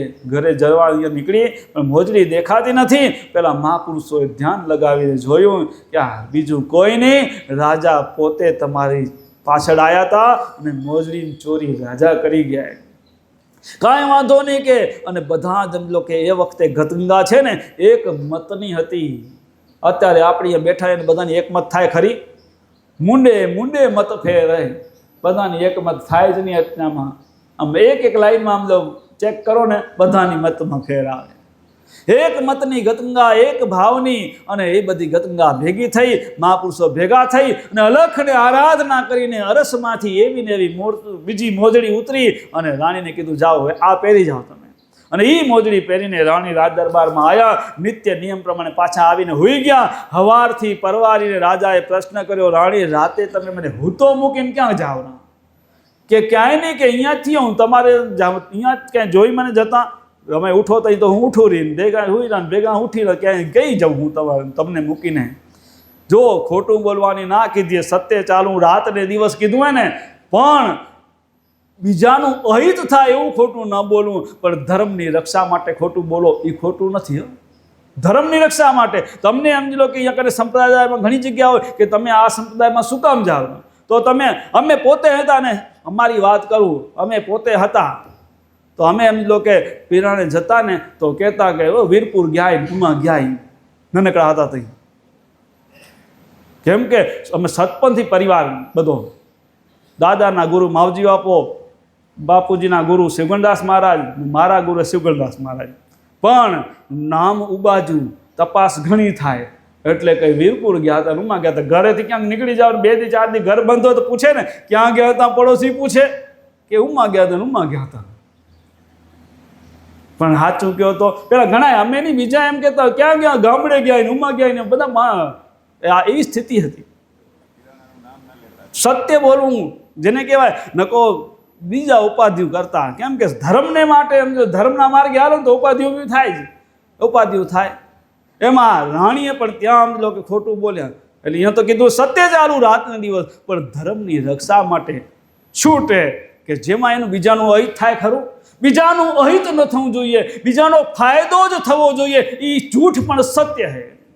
આપણી પહેલાં વાત આવી હતી, દાખલો દીધો હતો ને પહેલાં કે જેને લૂંટારાના કે જાનવાળો કે જાન જતી હતી અને સમજો લૂંટારાએ પૂછ્યું કે કયા રસ્તે ગઈએ તો અવળે રસ્તે ચડાવી દીધી. તો એ ખોટું પણ સત્ય કામ કે ફાયદો જતો બેને લૂંટારો પાપ કરતા બચ્યો, જાન લૂંટાતા બચી ગઈ. એ જૂઠું પણ સત્ય હતું. પણ એટલે સમજો કે હાલ માલની હલકી કૂચી, ભેદની કૂચી મોટી, વેદ વાંચતા ભેદ ન જડ્યો ને ત્યાં મજૂરી તૂટી. વેદ શાસ્ત્રો વાંચો પણ એનો ભેદ ન સમજાય તો મજૂરી તૂટી પડે, કાંઈ પડતર આવે નહીં. શાસ્ત્રો વાંચીએ તો ખરા પણ સમજાતું નથી, અર્થનો અનર્થ થાય તો સમજો મજૂરી તૂટી પડે. એટલે અર્થ એનો મર્મ સમજાવવો જોઈએ. જ્ઞાનનો મર્મ ન સમજાય તો અર્થનો અનર્થ થઈ જાય ઘણી વખત. અને અર્થનો અનર્થ થાય એ તમને લાગે, આપને લાગે હું તો સત્ય હોઉં, ત્યાં સત્ય હોવા છતાં પણ અસત્ય થઈ જવાય. એટલે ત્યાં મેન તો સમજો મર્મની જરૂર છે કે સત્ય અસત્યનો મર્મ ક્યારે સમજાશે? જ્યારે સમજી લો કે ગુરુની કૃપા થશે, જ્યારે સદગુરુની કૃપા થશે, જ્યારે પ્રભુની કૃપા થશે, ત્યારે સત્યનું મર્મ ત્યારે સમજાશે. નહીંતર સમજાશે નહીં. નહીંતર બધાને એમ હું તો સાચો જ છું, મારા જેવું તો અખર કોઈ નહીં. આ બધાને એમ જ હોય ને. પણ એની કૃપા વગર નહીં સમજાય, અને એની કૃપા મેળવવી હશે તો એના થઈ જાવ ને તો અંતરની અંદર પોતે તમને એમ લો કે હુજ પડવા માંડશે, પોતે અંદરથી હુજ પડશે કે આ સત્ય હે, આ અસત્ય હે. નહીતર આપણા મનમુખી થશું, મનને ફાવશે એમ કરવા જશું તો આપણે સમજી લો કે સતના બદલે અસત્ય માર્ગે હાલ્યા જશું, ખબર નહીં પડે. ત્યારે રાણી અહીંયા કને એટલું એ ખોટું બોલ્યા પણ સત્ય કેમ કે ધર્મને છુપાયો તો, ધર્મને ઢાંકીને રાખવો પડે. એને કીધું હતું ને આગળ આવ્યું હતું કરવામાં કે છાની છુપી કરો ઉત્તમ કરણી કરો, ઢાંકીને રાખો. એને વગાડવાનું નથી, એને જાહેર કરવાનું નથી. આપણે માળા હું કરતા અહીં તો ભગવાનનું નામ લેતા અહીં, ધ્યાન કરતા અહીં, ભલે ને આપણે સમજો દુનિયાને ખબર પડાવવાની જરૂર નથી કે તમે આ થાય એટલું કરીએ. જો ઘણું કરીએ ને તો વળી પાછા લોકો અવડા હાલે. એટલે જે કરવું છાની ઉત્તમ કરણી બધી છાની છુપી કરવી. અને એ જેટલું બીજ ઢંકાયેલું હોય ને એ ઉગે, ખોલા બીજ હોય ને માથે નાખી નાખે જમીનમાં બારે, એ સમજો કે કદાચ ફૂટીને પાછા ઉકાઈ જાય, જોર કરી શકે નહીં. પણ જમીનમાં દાણો ઢાંકેલો હોય ને એ જ જોર કરીને નીકળે ને એનું પરિણામ આવે, પરિણામ એનું આવે. તો ત્યારે રાણીએ કીધું કે હું તો અહીંયા જ તમારા ભેગી થઈ આવું, અહીંયા જ ભેગી થઈ આવું. તો કે નારે નાકે તમે તો માં સાધુ સંતના મઠમાં ગયા હતા અને એમાં કને પૂજાઓ ચાલુ હતી ને પાવડ ને પ્રસાદ ને બધા વેચાતા હતા ને કળશને કોટે હાર ને બધું હતું. મેં જોયું કે ના કે હું તો અહીંયા જ થયું ને કે અહીંયા થયા તો લાવો એક કામ કરો, તમારી મોજડી લાવો. ક્યાં રહી? રાજાને એમ કે મોજડી તો હું લઈ આવ્યો, મોજડી ક્યાંથી આપશે? રાણીને તો સમજો કે અલખની કૃપાથી, મહાપુરુષોની કૃપાથી બીજી મોજડી એવી આવી ગઈ હતી, દીધી આ રહી મારી મોજડી. કે રાજા વિચારમાં પડી ગયા કે આ મોજડી બીજી ક્યાંથી આવી, મેં છુપાવી નાખી હતી. રાજાએ જે છુપાવી ત્યાં જોયું તો એની છુપાવેલી મોજડી હાજર, આ બીજી મોજડી થઈ. રાજાએ વિચાર કર્યો કે આ થયું કેમ? રાણીને કીધું તમારી મોજડી હું લઈ આવ્યો તો એ મોજડી આવી અને આ બીજી મોજડી આવી ક્યાંથી? એ કયો મને કે કેમ કે ઓર્ડર રાજાના ઓર્ડરથી જ બધું માલ આવતો હોય તો બીજી મોજડી આવી ક્યાંથી? કે રાણી તમે ગમે એમ થાય ખોટું બોલો ના, તમારી મોજડી હું લઈ આવ્યો તો બીજી મોજડી આવી ક્યાંથી? કે તમને આડ પંપાડે સપનું હે. ના રાણી હવે ખોટું ન બોલો, હવે તો આમ આ પુરાવો હે, તમારી મોજડી હું લઈ આવ્યો તો. રાણીએ કીધું હવે પોલ પાદરી થઈ ગઈ, હવે કીધે છૂટકો. રાણી કે વાત સાચી હે, હું છુપી જતી હતી. હું તો નાનપણથી સમજો મારો ઉછેર ભક્તિમય થયેલો હોય, સાધુ સંતોના સાથે રહી ને ભક્તિ ભજન ભાવ કરવા, પૂજાનો લાભ લેવો અને એ જ મારું જીવન હતું. અને અહીંયા હું આવીને રાજરાણી થઈ, મારો અહીંયા જીવ મુજાતો તો મને અહીંયાના ભક્તિનું કાંઈ વાતાવરણ મળે એટલે ભક્તિ કરવા સારું, પૂજાનો લાભ લેવા સારું હું રાતે તમને હુતા મૂકીને ભક્તિના માર્ગે જતી હતી. તો હું આ મોજડી લઈ આવ્યો, બીજી મોજડી, અને તમે મોજડી લઈ આવ્યા એટલે મોજડી નીઠીની મેં મહાપુરુષોને વાત કરી અને ગતંગા મળી અને મહાપુરુષોએ આરાધ કરી. અલખમાંથી અરસમાંથી બીજી સમજો પરમાત્માની કૃપાથી એવી જ મોજડી આવી. તો કે આવો મહાધર્મ, આ ધર્મ કે હવે મને પણ એ ધર્મ જોઈએ, હવે મને એ માર્ગમાં હાલવું હોય. કઈ કે હવે આ રાજા તમારું કામ નહીં, આ ધર્મ છે ને ખાંડાની ધારે તલવાર માથે હાલવા જેવું. રાજા કે ગમે એમ થાય, હવે મને એ મહાધર્મ જોઈએ, હવે મને એ ધર્મના માર્ગે હાલવું હોય કે જેને કે એની પ્રભુની કૃપાથી જો આવડો સમજો કે આ તમારી મોજડી આવતી હોય તો સમજો કેટલો સમજો કે મહાધર્મનો મહિમા હશે. એ મહાધર્મ આપને મળ્યો તો કે એમાં તમારું કામ નથી રાજા. તો કે હું કાંઈ ના જાણું, ખાંડાની ધાર હોય તો હું ખાંડાની ધારમાંથી હાલવા તૈયાર હું. તમે ખાલી મને સાથ દેજો તો હું તમારા આશરે હું પણ તરી જઈશ. મને હવે તમે જે માર્ગે હાલો રા એ માર્ગે મને હાલવું હોય. તો કે સાધુ સંતોને બોલાવવા પડે અને ધર્મની દીક્ષા લેવી પડે. તઈ થાય કે મારી ના નથી, તમે કયો એમ કરું? તો કે ગતગંગા બોલાવવી પડે ને જમૈયો રચવો પડે ને પૂજા પાઠ કરવી પડે ને પ્રસાદ કરવો પડે, આ બધું કરવું પડે. આપણે ક્યાં ખોટે આપણા ખજાનામાં ગમે કેવો એવો જમૈયો રચાવું ને કેવો એવો મંડપ બંધાવું, આપણા કને ક્યાં ખજાનામાં ખોટે? રાણી કે ખજાનો તમારો નથી, પ્રજાની મૂડીએ તમારી નથી. એ ન હાલે. તમારી પરસેવાની કેટલી એમાં હળી હું જાણું કામ. આપણે તો કેમ બધું પોલમ પોલ જ હાલે દુનિયામાં. યા તમારી મૂડી નથી, પ્રજાની મૂડીએ કે તમારા હકની તમારા પરસેવે કમાયેલી મૂડીથી સમજી લો કે તમે જમૈયો બોલાવો ને દીક્ષા લ્યો ત્યારે સમજી લો કે આ મહાધર્મની દીક્ષા મળે. તો કે શું કરવું પડે? તો તમારે કમાવા જવું પડે, તમારે મજૂરી કરવી પડે. લોહાર ઘર જઈને ને રાજા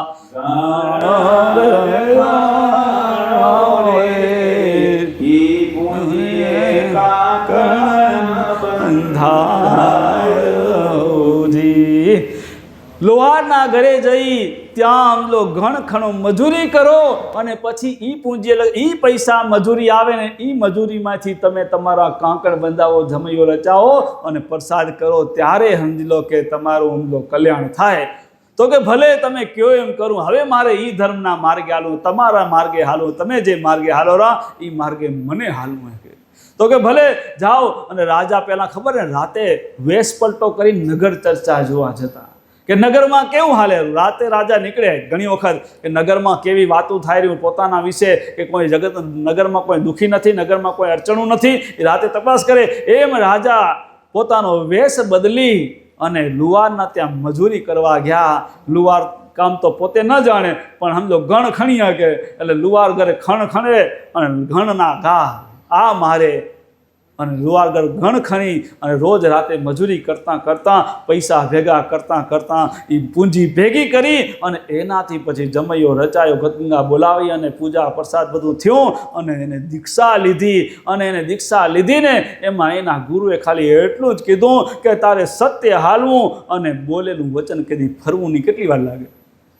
બીજું કાંઈ નહીં, તારે એમ લો સત્ય હાલવું, બોલ્યા પછી ફરવું નહીં. હવે કેટલી વાર લાગી? એક ઘડી આધી મેં પુનિયાદ, તુલસી સંગત સાધકી કટે કોટી અપરાધ. એક ઘડી નહીં, અડધી ઘડી નહીં, પા ઘડીનો જો જ્ઞાન જીવનમાં ઉતરી જાય તો જીવનના કોટી અપરાધો માફ થઈ જાય, તમારું કલ્યાણ થઈ જાય. આ કેટલી પા ઘડી એટલે કેટલું થાય? એક ઘડી એટલે 24 મિનિટ અને અડધી ઘડી એટલે 12 મિનિટ ને પા ઘડી એટલે 6 મિનિટ. 6 મિનિટનું જો જ્ઞાન જીવનમાં પરિપક્વ થઈ જાય, ખબર હોય નથી ન પતે પરિપક્વ શબ્દ પાછળ બીજો વજનવાળો આવી જાય, પાણું મૂકી દે માથે વજન, કે પરિપક્વ થઈ જાય 6 મિનિટનું જ્ઞાન જો તો અંદર જીવનમાં બેડો પાર થઈ જાય. પણ એ પછી સાંગોપાંગ પાલન થવું ખપે. પછી ગમે એવી સમજો કે તકલીફ આવે, ગમે એટલા વિઘ્ન આવે પણ એમાં ફેરફાર ન થાય.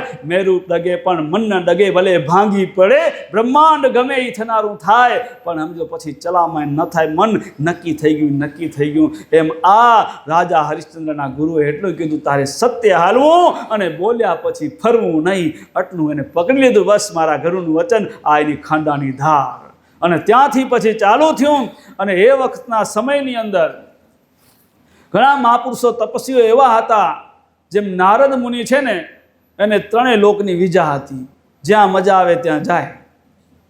આપણે તો વિજાઓ મંગાવવી પડે, એને જન્મજાત વિજા નારદ મુનિને, કેમ કે એ તો બ્રહ્મદેવના પુત્ર હતા, માનસ પુત્ર, એટલે એને વિજા હતી. એવા બીજા તપસ્વીઓ મહાપુરુષ હતા કે જેને એને પણ સમજી લો કે ગમે એ લોકમાં જમવું જઈ શકે.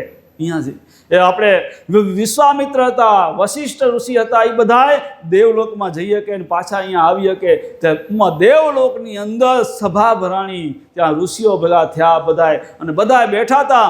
ત્યાં વાત નીકળી કે હવે પૃથ્વી લોક ઉપર કોઈ સત્યવાદી રહ્યું નથી. કે તો કે એમાં વશિષ્ઠ મુનિ બેઠા હતા, જે અયોધ્યા રાજાના ત્યાં ના મતલબ કે રાજગુરુ હતા.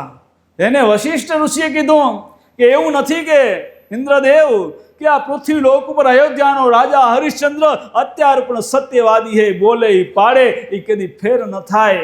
ત્યારે એ કે એવું બને જ નહીં. બાજુમાં બેઠા હતા વિશ્વામિત્ર તો સમજી લો કે હતા તો ઋષિ પણ એનામાં રાજસી ગુણ હતા હજી, એટલે એનાથી એમ કે સહન ના થયું. એ બને જ નહીં કે એ ખોટું ના બોલે, એમ મને હું બોલાવી બતાવું. કે અને ફરી સભામાં, દેવોની સભામાં એનાથી બોલાઈ ગયું કે જો વિશ્વામિત્રને હું ખોટું ન બોલાવી શકું તો હું નરકમાં જાઉં પાછું.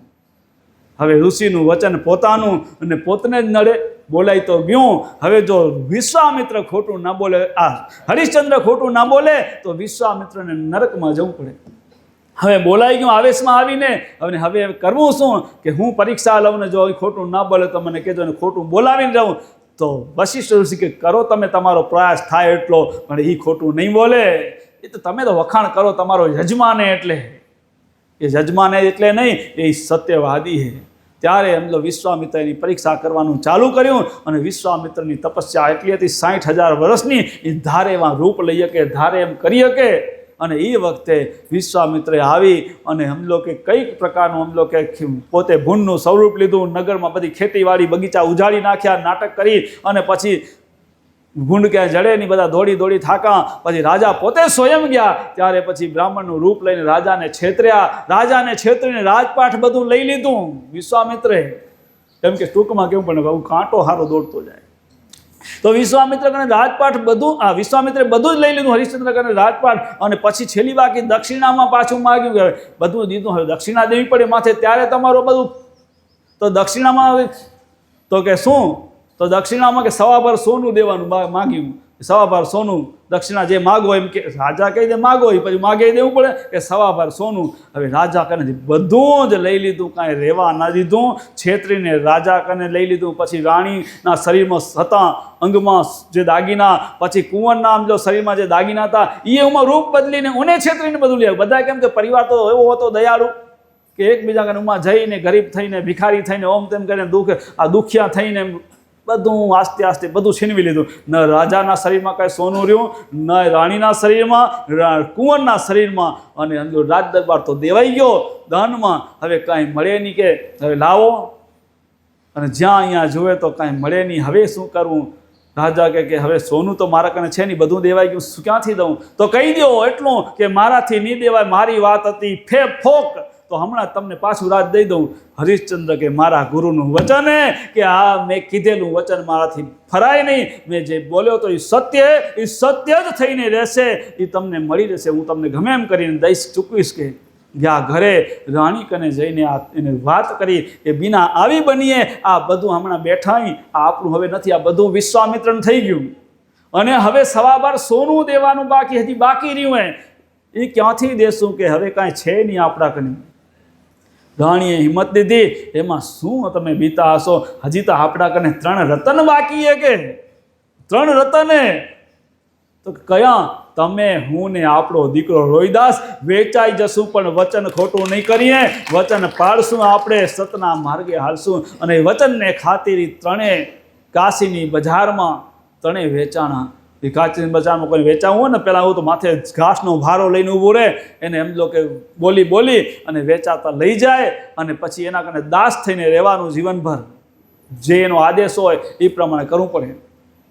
આ 3 વેચાણા અને 12.5 સોનાની કિંમત પૂરી કરી. હવે વેચાઈ તો ગયા. વિશ્વામિત્ર મનમાં વિચાર કર્યો કે હા, બહુ પાકા હારા આવડું સમજો કે દુઃખ પડ્યું તોય મૂક્યું ને, કે હા વેચાઈ ગયા તોય હજી ખોટું નથી બોલતા, હજી સમજો કે પાછા નથી વળતા, કે આ કેટલા પાકા, કે આ તો કઠણિયા બોળા હે. હવે શું કરવું? જો ખોટું ન બોલે તો મને નરકમાં જવું પડે, હવે શું કરવું? હવે એને વિચાર કર્યો, સમયની વાટ જોઈ, રાહ જોઉં, એમ કરતાં થોડો સમય રાહ જોઈ. આ બાજુ બધાએ વિશ્વામિત્ર આપણે શમશાનમાં વેચાણ હતા, શમશાનના કે અંદર એમ તો કામ કરવાનું, અને બળદા આવે ને બાળવાના અને ઘરવાળા બ્રાહ્મણ કને વેચાણ હતા, ઘરનું કામ કરવું ને પાણી ભરવાનું, ચોપા ધોવાનું, એ બધું કરે. આ બાજુ દીકરો માળી કને વેચાણો હતો, એ બગીચાનું કામ કરે, ફૂલ છોડને પાણી પાય, ફૂલ છોડની કટિંગ કરે, ફૂલ વીણવાનું, એ કામ દીકરાનું. આ બધું થયું, કસોટી ભોગવે, બધા સમજો કે ત્રાસ દે.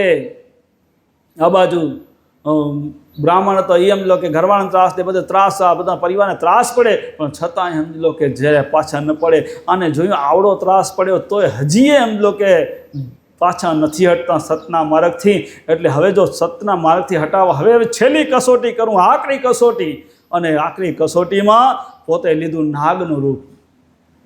કેમ કે રૂપ ધારણ કરીએ કે નાગનું રૂપ લઈને દીકરાને દંશ કર્યો રોહિદાસને, અને રોહિદાસનું મૃત્યુ થયું. અને ઘરે ખબર પડી, આપણે એના માને તારામતીને ખબર પડી કે આ દીકરો ગુજરી ગયો, તારામતી આયા, દીકરો ગુજર્યો, દુઃખ તો થાય, પણ કરવું શું? હવે જે ગુજરી જનારો ગુજરી ગયો, વિધિ તો કરવી પડે.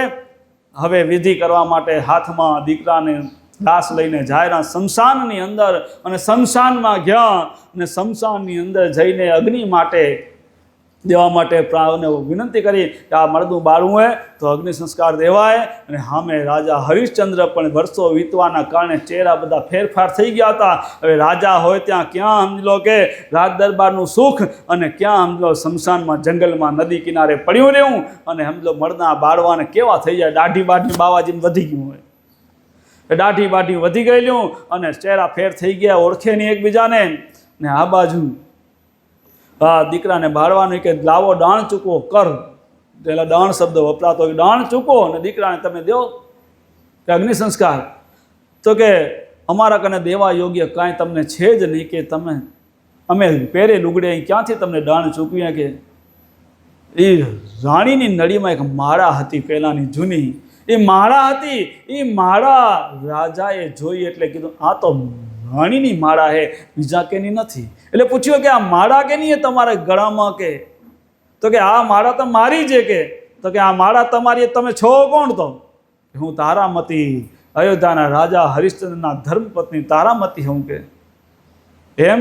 તો તમે આ કેમ પૂછો? આ માળાને ઓળખો તમે? કે હા, કે હું જ ઓળખું ને, કે હું પોતે જ હરિશ્ચંદ્ર રાજા હું. કે હવે નક્કી થઈ ગયું કે આ પતિ પત્ની હે. તો આ કોણ હે? કેની લાશ લઈ આવ્યો? કે આપણો દીકરો રોહિદાસ હે. હવે ખબર પડી ગઈ આ પરિવાર હે. પછી તો હવે એમાં શું પછી નાક હા કરવાની જરૂર? હવે તો કોણ જોવે એનું? જવા દો ને, હાલે ને. કેવો રા પણ હાકલી લઈ આપે ના? હાકલી હા, હાકલી લઈ ગયા, આપે હાકલી લઈ. પણ હરિશ્ચંદ્ર રાજાએ ત્યાં તો હું નિયમ, કેમ કે હું તો અત્યારે ચાકર હું, ચાકર. મારે એમ જો ચાકરીમાં આદેશ છે કે જે કોઈ આવે એના તમને કર ઉઘરાવવાનું અને પછી અગ્નિ સંસ્કાર દેવાના. માટે તમે ગમે ત્યાંથી કરનો મેળ કરો, ઉતારો, આ માળા વેચી આવો, ગમે એ કરો. આ બધી ચર્ચા હું ચાલુ. ખર દીધા વગર તમને કરમાં રાહત કરી. પરિવારને ઓળખાણ નીકળે. શું કર્યું? કરનો નિયમ એવો હતો કે જે ખીચડી લઈ જાય ને શમશાને, એ ખીચડી રાખવાની રાજાએ હરિશ્ચંદ્રએ, અને એનું સમજો કે રસોઈ કરીને ખાવાની, અને 2 કપડાં દેવાના. એક એના શેઠને પહોંચાડવાનું અને એક કપડું રાજાને પોતે રાખવાનું, હરિશ્ચંદ્ર રાખવાનું. પણ એમાં સમજો કે એક ખીચડી નહીં હોય તો હાલશે, કદાચ આજે નહીં જડે તો એક દી ઉપવાસ થશે મારો, કદાચ સમજો એક કપડું મારા ભાગનું નહીં હોય તો હાલશે, પણ મારા જે માલિકનો ભાગ એ મને પહોંચાડવો જ પડે. એટલું તો તમને દેવું પડે. મારા ભાગનું જતું કરવું પણ મારા માલિકનું તો પહોંચાડવું પડે. તમને એટલું તો દેવું જ પડે. આ ચર્ચા ચાલુ ને આ બાજુ વિશ્વામિત્રે વિચાર્યો હવે એમનો છેલ્લી ઘડી આવી જશે, ક્યાં ખોટું નહીં કરે તો હવે ખોટું બોલે જ છૂટકો એને. અને એમ કરીને વિશ્વામિત્રે નગરની અંદર જઈ અને વિશ્વામિત્રે અફવા ફેલાવી કે શમશાનની અંદર ડાકણ આવીને મરદા ખાઈ રહી, કે જાઓ મારો એને બધા. હવે શમશાનની અંદર ડાકણ આવી, નગરમાંથી બધા નીકળ્યા લાકડીઓ લઈને, હાલો ડાકણ મારો, ડાકણ મારો, ડાકણ મારો કરતા શમશાનમાં પહોંચી આવ્યા. શમશાનમાં પહોંચી આવ્યા બધાએ. ને શમશાનનો જે માલિક હતો, કાશી નગરીમાં હજી પણ એમ સિસ્ટમ આવે છે, ગંગા કિનારે હજી એમ લોકો એ બધા મળતા શમશાને એમાં બધા માલિકીના હોય. ત્યાં અત્યારે આજુબાજુના ગામવાળા હજી એમ લો કે ત્યાં મળદા બાળવા જાય, કે ત્યાં જો અગ્નિ સંસ્કાર કરવામાં આવે તો એ જીવાત્માની સદગતિ થાય ગંગા કિનારે. પણ એનું ઉમકને જે હોય લાકડાનું કર થતું હોય અત્યારે પણ એમ તો, અત્યારે વ્યવહાર થઈ ગયો પૈસાનો, રૂપિયાથી બધું હાલે. અત્યારે રૂપિયાથી હાલેલું. તેથી એમ તો સાટા પદ્ધતિ હતી આગળ, એ વખતે એવા કરના હતા. અત્યારે નિયમ બદલ્યો પણ કર અત્યારે પણ એ પ્રથા ચાલુ છે.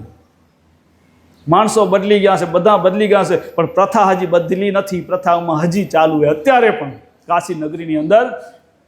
તો ત્યાં આ બધા આવી ગયા માણસો. હવે આને કોણ મારશે ડાકણને? કેમ કે આગળ મળદું પડ્યું હતું અને નક્કી કે આ જ ડાકણે. હવે મારશે કોણ? પેલો જે શમશાનનો ઘાટનો માલિક હતો એ કે આપણા આ નોકરને દો, હરિશ્ચંદ્ર રાજા હરિયાને દો. હરિશ્ચંદ્ર રાજાને હાથમાં તલવાર દીધી અને કે એક આ ડાકણને એક ગાને 2 કટકા કરી નાખો, માથું કાપી નાખો. હરિશ્ચંદ્ર રાજાએ વિચાર કર્યો હવે તો છેલ્લી ઘડી આવી.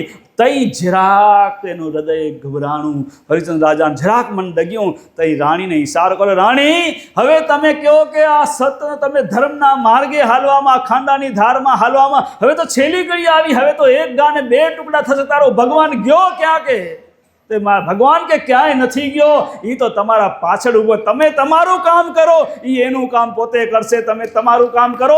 અને હરિશ્ચંદ્ર રાજાએ જ્યાં તલવાર મારવા ગયા ને ભગવાન પોતે પ્રગટ થયા, હાથ ઝાલી દો. બસ બસ રાજા, હવે તમારી કસોટી પૂરી થઈ. હવે મારાથી સહન નથી થતી તમારી કસોટી. તમે સતના કારણે સમજી લો કે આ છેલ્લી ઘડી તમે સમજી લો કે એટલે સુધી સમજી લો કે સત ન ચૂક્યા. આજે સતના કારણે મને તમારા અહીંયા હાજર થવું પડ્યું, પ્રગટ થવું પડ્યું. હવે તમે માગો માગો એ દઉં. ભગવાન આવી ગયા. ભગવાનની આંખમાંથી ડળ આંસુ પડવા માંડે. બસ બસ કે ઘણું થઈ ગયું છે. ભગવાનની આંખમાંથી આંસુ આવ્યા. અને ભગવાન ગમે ત્યારે મળે ને ભગવાન પહેલું સમજો પાછી પરીક્ષા, મળ્યા પછી પરીક્ષા કરે. હો પહેલું તો ભગવાન મળે ને જ્યારે તે માગવાનું જ કે શું માગેલો, માયા માગી લે તો મારે ઉપાધિ ઓછી. પણ નહીં, ભગવાન કને માગ્યું શું હરિશ્ચંદ્ર રાજાએ? ખરેખર જો પ્રભુ તમે પ્રગટ થયા અને પ્રસન્ન થયા હો મારા ઉપર, તો તમે એટલી કૃપા કરો કે આ વિશ્વામિત્ર છે ને એને મારાથી પહેલા વૈકુંઠમાં ઈ જાય. હવે માગ્યું શું? મારાથી પહેલા વૈકુંઠમાં વિશ્વામિત્ર જાય. આપણે અહીં તો શું માગીએ? આપણે તો એમ કઈ જમા રાખી આ નડ્યો હોય પેલું એનું કાંક દવા કરો, પછી વાત બીજી. માગવાનું પછી પેલું એને કાંક કરો, અને આપણા ઘરનું આવે નહીં હોય. ભગવાન ખબર છે કે આ માગશે શું, એ તો બધું જાણે, તનકી જાણે અને આ મનકીએ જાણે, બધું જાણે. ભગવાન ત્યાં આવી માગ્યું. હરિશ્ચંદ્ર વિશ્વામિત્ર વૈકુંઠમાં જાય. હરિશ્ચંદ્ર રાજાએ કીધું અને ભગવાન કે તથાસ્તુ. ભગવાન એ કે હવે બીજું માગ કે એ તો વિશ્વામિત્ર કે તારે શું જોઈએ બીજું માગ? કે પ્રભુ હજી જો તમને માગને દેવું હોય તો મારી જે પ્રજા છે ને બધી, મારા નગરજનો, એ બધા સમજો કે જેના પાપ હોય ને એના પાપ, એના નરકના દુઃખ હું ભોગવું, અને એને સમજો કે વૈકુંઠમાં એના વાસ થાય. પ્રભુ એના પાપના કર્મ હું ભોગવું. કે તઈ સમજો ભગવાન અચકાણા. ભગવાન કે એ બધું દઈ શકું, પણ આ દુઃખ ક્યાંથી દેવ તારે? તું તો સતના માર્ગે હાલ્યો, તે તો ધર્મના માર્ગે હાલ્યો, તને હું કસોટી આ દુઃખ દઈ નાખું? પ્રભુ મારે બીજું, મારી પ્રજા, કેમ કે હું રાજા હું તો મારી પ્રજા કેમ સુખી થાય? બસ મારી પ્રજાને કોઈ દુઃખ ન પડે એના પાપ હું ભોગવવા તૈયાર હું. પ્રભુ તો કે ના, કે તને જો ને એને ભગવાને એના બદલામાં શું કર્યું? ભગવાને એના બદલામાં કે તને હે ને તારી પ્રજાના જે કંઈ નરકના દુઃખ હશે એ તને સપનામાં ભોગવજે, બાકી હું હકીકતમાં નરકના દુઃખ તને હું ન દઈ શકું. અને ભગવાન તથાસ્તુ કર્યું. અને આ હમણાં હવે તો આ રાજ પાછું તારું ચલાવ. વિશ્વામિત્રએ કીધું કે હવે કસોટી પૂરી થઈ તમારી, અને હવે રાજ પાછું વિશ્વામિત્રે હોપ્યું. રાજપાઠ ભોગવો, ધર્મનો પ્રચાર કરજો, ભક્તિ કરજો. અને છેલ્લી ઘડી પ્રભુ કીધું કે હું તમને લઈ જઈશ મારા ધામમાં લેવા, પાછો હું તમને લેવા હું જ આવીશ, વચન દઈ. અને ભગવાન અંતર ધ્યાન થઈ ગયા. હવે જુઓ તો ખરા, એ સદગુરુમાં ચોખ્ખું સત્ય ચાલવું રાત ને દિવસ, અને તેમાં સાચું બોલવું નિશ્ચય. એ અમરાપરમાં જાય. છેલ્લી બાકી કે આ સદગુરુને શીખવાનું કીધું ને, અમરા પર માલશો, અમરા પર માલવું હોય ને તો આ રસ્તે હાલવું પડે. રંગ બદલે અમરા પર ન મળે, એક રંગના હોય ને એને અમરા પર મળે. ભગવાન લાજ રાખે બધાની અને પાર ઉકારે, બાકી રંગ બદલે ભગવાન ન મળે. એક રંગના હોય. હરિશ્ચંદ્ર રાજાનો જિંદગી ભર એક જ રંગ રહ્યો. ગમે એટલી કસોટી પડી, પાછા હટ્યા નહીં. ત્યારે સમજી લો કે એને ભગવાનના ધામમાં વાંચતો, અને ભગવાનને પોતને આવું પડ્યું. આપણા કને આવે પણ આપણે રોજ રંગ બદલે તો ક્યાંથી આવે? પતંગીયો રંગ હોય તો ખાય ખરો? કેરી ન ખાય. આપણા રંગ રોજ બદલતા હોય તો મેળ ન ખાય. આ બધા મહાપુરુષના ચરિત્ર એ સમજી લો કે અત્યારે કોણ જુવેરું, કોણ વાંચેરું? અત્યારે તો ટીવીમાં સિરિયલો ને ઊન તેન બધું બીજું જુઓ તો હૃદય તો મલિન થતું જાય. આમાં તો પ્રથમ હૃદય ધોઈ નિર્મળ કરવાની વાત આવી હતી. હૃદય મલિન થતું જાય. એમાં ધર્મ ક્યાં ઉતરે? એમાં ભક્તિ ક્યાં ઉતરે? હા, ભક્તિના ચાળા થાય પણ ભક્તિ ન થાય. માળા ખણીને બેઠા એ બધું કરીએ, ગમે એટલી માળા ફેરો ને તોય મેળ ન ખાય જ્યાં સુધી હૃદય મલિન હોય ત્યાં સુધી. એટલા વખા ભગતને પણ કહેવું પડ્યું કે માળા ફેરત 53 ગયા, જપ માળાના નાખા ગયા, કથા સુણી સુણી ફૂટા કાન, તોય ના આયું બ્રહ્મ જ્ઞાન, તીરથ ફરી ફરી થાકા ચરણ, તોય ના પોતા હરિને શરણ. તોય સમજો કે ભગવાનની પોતાની ગમે એટલી દોડું કાઢો, જ્યાં સુધી પ્રથમ હૃદય ધોઈ નિર્મળ કરવું. આ પહેલું કામ આ કરવું પડશે. અને આ કામ હરિશ્ચંદ્ર રાજા એનું હૃદય નિર્મળ હતું, તારા મતીનું હૃદય નિર્મળ હતું. ભજન એક સત્ય નામનું કરીએ રે, ભજન એક સત્ય નામનું કરીએ. કે ભાવે ભવસાગર તરીએ રે, ભજન એક સત્ય નામનું કરીએ રે, ભજન એક સત્ય નામનું કરીએ. બસ એક સતનામનું ભજન કરવાનું હે અને એ ભજન સારું સતના માર્ગે હાલવું પડશે. તો આપણે પારું કરશું તો હરિના વધામણા તો થશે, આપણા માટે નહીં તો થશે નહીં. અને એટલા હારું આગળ પણ એમ લોકો શું કીધું કે દયા રાખી દિલમાં જાણી અને સુપાત્રને દાન જ દેવું પ્રાણી. દયા રાખવી દિલમાં જાણી, દયા રાખવી કોઈ બી જીવાત્મામાં, બધામાં આમ લોકો પરમાત્મા બેઠો હોય, નારાયણ બેઠો, દયા રાખવી દરેક જીવ માટે. આ દુનિયાની શરમ રાખવા જશું તો મેળ નહીં, કાં શરમ રહે ને કાં ધર્મ રે, બે વસ્તુ ન રહે. એટલે કીધું લજ્જા ધરવી નહીં લોકની, પરમેશ્વરની બીક, સત્ય સદા ઉચ્ચારવું, કામ જ કરવા ઠીક. જો સત્ય નિષ્ઠા હોય ને, નિષ્ઠા પાકી હોય તો આ માર્ગે જઈએ કાંઈ, નિષ્ઠા કાચી હોય તો ન જવાય. ભગવાનમાં નિષ્ઠા પાકી રાખવી, ધર્મમાં નિષ્ઠા પાકી રાખવી તો આપણે વાંધો નહીં આવે. જો આમ તો નિષ્ઠા કાચી હશે તો આપણે સતને છોડી દઈશું, સતના માર્ગે નહીં હાલી શકીએ તો પતંગિયો રંગ થઈ જશે આપણો. તો સત્ય દયા રાખવી દિલમાં જાણી, કેમ કે બધામાં પરમાત્મા, તુજમાં રામ મુજમાં રામ, સબ મેં રામ સમાયા, સબસે કર લો પ્યાર, કોઈ નહીં પરાયા, બાકી તો બધા કર્મને આધીને. ઊંચ નીચ ઘર અવતાર તો બધા કર્મને આધીન મળ્યા હે, ઊંચા નીચા પણ બધામાં પરમાત્માએ. તો નારાયણ સમજીને દયા બધામાં ભગવાન બેઠો હોય. ઘરે કોઈ માંગણ આવે ને તો એ ભગવાન, તો ભજનમાં કીધું હોય ને કે ભગવાન નારાયણ જ આવેરા, ભગવાન જ આવેરા, કે ભગવાન ભર દે ભગત મેરી ઝોલી. તો બધા ભગવાન ભગવત એને ઝોલીમાં નાખશો તો અંદર બેઠો જ, અંદર સંતુષ્ટ થશે ને, અંદર બેઠો એ નારાયણ. તો એ નામાં સમજી લો કે પાછું આપણે એમ લો કે 1 ગણું 1 લાખ ગણું દાન ને 1.25 લાખ ગણું પુણ્ય એ અંદર બેઠો એના આશીર્વાદ ફળે, અંતર કોઈનું રીઝે. તો દયા રાખી દિલમાં જાણી અને સુપાત્રને દાન દેવું. પાછું પાત્ર સુપાત્ર હોવું જોઈએ. સુપાત્ર જેવું તેવું હશે ને, એમાં કીધું ને જલારામ બાપાની ટેવ શું, દાન દેવાની, ભગવાનનું નામ લેતા ને દાન દેતા, બીજું કાંઈ એને કાંઈ ખાર્યું નહોતું. ભગવાનનું દાન કર્યું. જલારામ બાપાનો ઇતિહાસ ઘણાને ખબર હશે. દાન દેવાનું.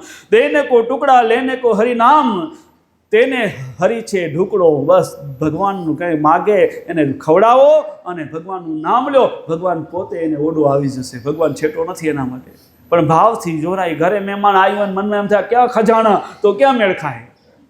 હા, ઘરમાં આવ્યા ને ક્યાં અટાણે ખજાણા, પણ ખબર અમે દેવું તો પડે, જમાડવા પડે, રાખવા પડે, બેહડાવવા પડે, મન હાચવવું પડે, પણ મનમાં થાય ક્યાં ખજાણા, તો ક્યાં મેળ ખાય. આવું તો નહીં થતું હોય એટલે તો બધા અહીંયા બેઠા હે. આવું થતું હોય આવે એની લગભગ. હા, ખરેખર ભગવાન. અને આવી સમજ લો કે સુપાત્ર એટલે કે જેને સમજ લો કે જરૂરિયાત હે, જરૂર હે એને મદદ કરવી. હવે એમ લો દારૂ પીતો હોય ને એને મદદ ન કરાય. હા, કદાચ એને સમજ લો કે કદાચ ભૂલે ચૂકે એવી વ્યક્તિને સમજ લો અટકી પડે તો ખવડાવાય, પણ રોકડા તો ન દેવા હારો, ન પાછો જઈને પી આવે. હા, અત્યારે ઘણા ભિખારી આવે તો શું કે રોકડા જ માગે છે. તમે એને બીજું કાંઈ દો ને, લુગડા દો, ધાન દો, ના વસ્તુ કાંઈ નહીં, રોકડા દો. રોકડામાં સારું તું શું કરી નાખ ખબર ભગવાન જાણે. અમે નક્કી શું વજાઈનું મગન બાટલી હાથે જઈને બાટલી ઠલાવે તો. એટલે કીધું સુપાત્રને દાન દેવું. પેલું પાત્ર ઓળખજો, કેમ કે તમારું દીધેલા દાનનો દુરુપયોગ ન થાય, એનું સદુપયોગ થવો જોઈએ. તો એને સુપાત્રને દાન દેવું. અને દાન આમ લો કે જરૂરતમંદ રોજ આમ લો દાન દેવાની ટેવ કેની હતી? શેઠ સગાડસાની. અને શેઠ સગાડસા કેનો અવતાર? તો રાજા કર્ણનો અવતાર હતા. કર્ણ રાજા હતા, એને ખૂબ દાન કર્યું હતું એના જીવનની અંદર, પણ નિયમ નિત્ય એક હતો, રોજ દાન દેવું, પણ સોનાનું દાન દેવું. નિયમ બધા તો સોનાનું દાન દેવું. હવે સોનાનું દાન રોજ દેતા. અને જ્યારે એમ લો કે છેલ્લી ઘડીએ દેહ છોડ્યો અને એમ લો કે દેવલોકમાં ગયા, અને દેવલોકની અંદર આગળ ભોજન માટે સોનાના ઢગલા થઈ પડ્યા. ભૂખ લાગી કે ઇન્દ્રદેવને કીધું ભૂખ લાગી, શું જમવાનું? કે આ ઢગલા હોનાના પડ્યા ખાઓ.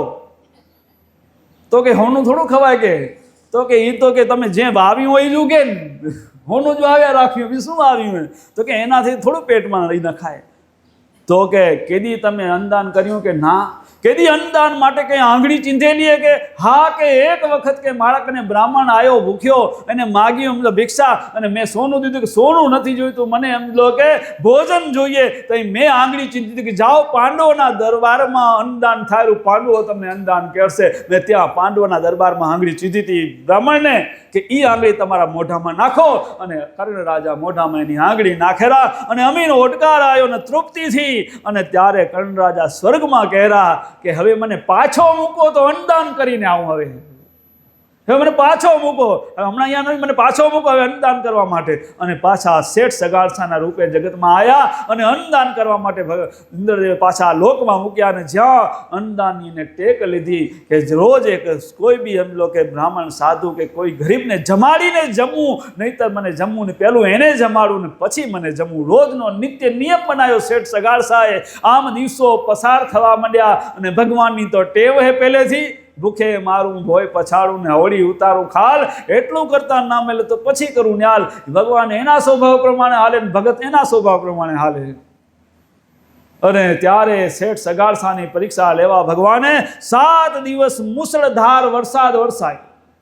મુસળધાર વરસાદ કે કોઈ માણસ ગામમાં જાય નહીં, આજુબાજુ ક્યાંય આવા જવાન બધી બંધ, બધા ઘરમાં ને ઘરમાં. હવે સમજો કે કેને જમાડું, કોક આવે એને જમાડું ને આંગળે, અને જમાડ્યા વગર જમાય નહીં. આ ટેક લઈ લીધી. હવે ટેક લીધેલી કરવું શું? ત્યારે વિચાર કર્યો કે શું કરવું. એમ કરતા કરતા કરતા એવી વસા કે ક્યાંક બારે જાઓ તો ગોતતા ગોતતા એક ઝાડ નીચે જોયા ભગવાન પરીક્ષા લેવા. ઉમાં એક સમજો કે રોગી સાધુ થઈને બેઠા હતા, આખા શરીરમાંથી પરવું નીકળે ને બધું એવું. ત્યાં જઈને કે મહારાજ કે અમારા ત્યાં ભોજન લેવા આવશો? કે હાલું તો ખરો, કે મારાથી હલાય એમ નથી, કે તેડી હાલો તો હાલ. કે હું તે ના, કે તમારા ઘરવાળાને બોલાવો ને કરંડિયામાં મારખી રીતે કપા બપા રાખો, મારાથી આ બધું તમે ઝાલશો તો આ બધું એને દુખે ને બધું દબાશે તો મને દુખાવો થશે, મને દુખાવો ન થાય એમ આરામથી તેડી આલો તો હાલું. ઘરવાળાને તેડી આવ્યા, માથે ટોપલો મૂક્યો, ભાઈ કપા બપા રાખી સાધુને બેહાઈને માથે ઘરવાળાને ખણાયા, ઘરે તેડી જાય અને માથે પાછા ભગવાનને લીલા. એવું શરીર કર્યું, 5 નીકળે, જ્યાં પરું નીતરવા માંડ્યું, નીચે આમ ગંધ કરે ને પરું નીતરે. અને આ ઘરવાળા હાલ્યા જાય, ચંગાવતી રાણી ઘરવાળા ચંગાવતી જાય શેઠાણી અને હાલ્યા જાય. પણ શું કે એ પતિવ્રતા હતા, પતિના સુખે સુખી ને પતિના દુખે દુખી, એવો ભાવ એને પતિવ્રતા કહેવાય. નહીંતર આજે સમજો પતિ કોઈ એકાદી વાત ના માને તો બીજે થેલો ખણ લે, એકાદી વાતનો ટાંગવા વાંધો આવે તો થેલો ખણાઈ જાય. એ ક્યાં, આ તો એના દુખે દુખી એના સુખે સુખી એને ભગવાન મળી જાય. ને સ્ત્રીઓ માટે ભગવાને ધર્મ સસ્તો કરી દીધો હોય. સેજે સેજે પ્રતિવ્રતા ધર્મ પાડે તો એના માટે વૈકુંઠના દરવાજા સેજે ખોલાય. ભગવાનનું નામ લઈને પ્રતિવ્રતા ધર્મ પાડે. આ ચંગાવતી એવા અને આ બે એમનો ધર્મી ઘરે લઈ ગયા. ભગવાનને એમનો બેહાર્યા ઘરે બેહારીને કીધું પ્રભુ રસોઈ બનાવી આવ્યા શેઠાણી અને આગળ પીરસી. કે આ રસોઈ કે અમે જમીએ નહીં, કે અમે તો અઘોરીએ, કે અમે તો માંસાહાર કર્યા વાળા. ભગવાને કરી પરીક્ષા ચાલુ લીલા એની. અરે પ્રભુ આ રસોઈ ના જમો તો કે માંસાહાર તો અમે એમ લોકો એનું નામે ન લેવાય અમારે તો. કે એ હું કાન જાઉં, તેડી આવ્યા હો તો ભલે, તો પણ પાછો મૂકી આવો. કે હવે તેડી આવીને તમને જમાડી નહીં તો અમારો અતિથિ ધર્મ લજવાય, તો અમે અધર્મી કહેવાય. કે હવે તેડી આવીને તમને ભૂખ્યા પાછા મૂકી દો તો માંસાહારનો આહાર કરું, બાકી આહાર ના હાલે. હવે શેઠ ગયા સગાડસા, ખાટકી બજારમાં છાનામાના લકાઈને જાહેરમાં જવાય નહીં, કે આવું કામ કર્યું ન હોય. છાનામાના માંસ કાંક લઈ આવીને રાંધીને દીધું. હા પ્રભુ હવે જમો, બીજું શું? કે આ શેનું હે? કે એ ખબર નહીં કે આ કેનું હે માંસ. કે અમે તો છે ને નરભક્ષી અહીં, કે માણસનું માંસ જોઈએ, જેનું તેનું ના હાલે. કે તો કે નરભક્ષી ક્યાંથી લાવીએ, કે શું કરીએ, ક્યાંથી લઈ આવી? એવું કારણ તમારા દીકરો બીકરો છે કે નહીં સંતાન, કે તો એને વધેરો એનું માંસ. અરે શું કરવું? હવે વિચારમાં પડી ગયા. પણ હવે એમ લો કે નહીતર મને મૂકી આવો પાછો, કે તો મારે એમ તમને એમ લો મને ભૂખ્યો રાખ્યો આજે, તમને એનું પાપ લાગશે. કે ભગવાન નાટકી બોડા પાછાઓ. હવે કે હવે જે આવ્યું એ ભાગ્યમાં, હવે કરે છૂટકો, હવે જમાડે છૂટકો જાઓ. કે અને દીકરાને લઈ આવો, દીકરાને લઈને એને વધારીને મારા માટે ભોજન બનાવો. હવે એમ લો કે આપાજુ લેવા જાય, દીકરો ભણવા ગયો હતો. અને અહીંયા ભગવાન તો 2 રૂપમાં ભગવાન બીજું રૂપ લઈને ગયા. અને ભગવાન દીકરાને કે તમારા ઘરે એક સમજો કે ઠગારો આવ્યો હે અને તમારા માવતરને ચડાય, હમણાં તમારા માવતર આવશે, તારા બાપ તને લઈ જશે ને તને વધેરીને એનો પ્રસાદ જમાડનારા ઠગારો હોય તારું એને ભોજન કરાવશે. કે તું ભાગી જા ને કે તને મારી નાખશે. તઈ કે હું તો કે ભજન હે ને મારી ભમકા લાગે ભાર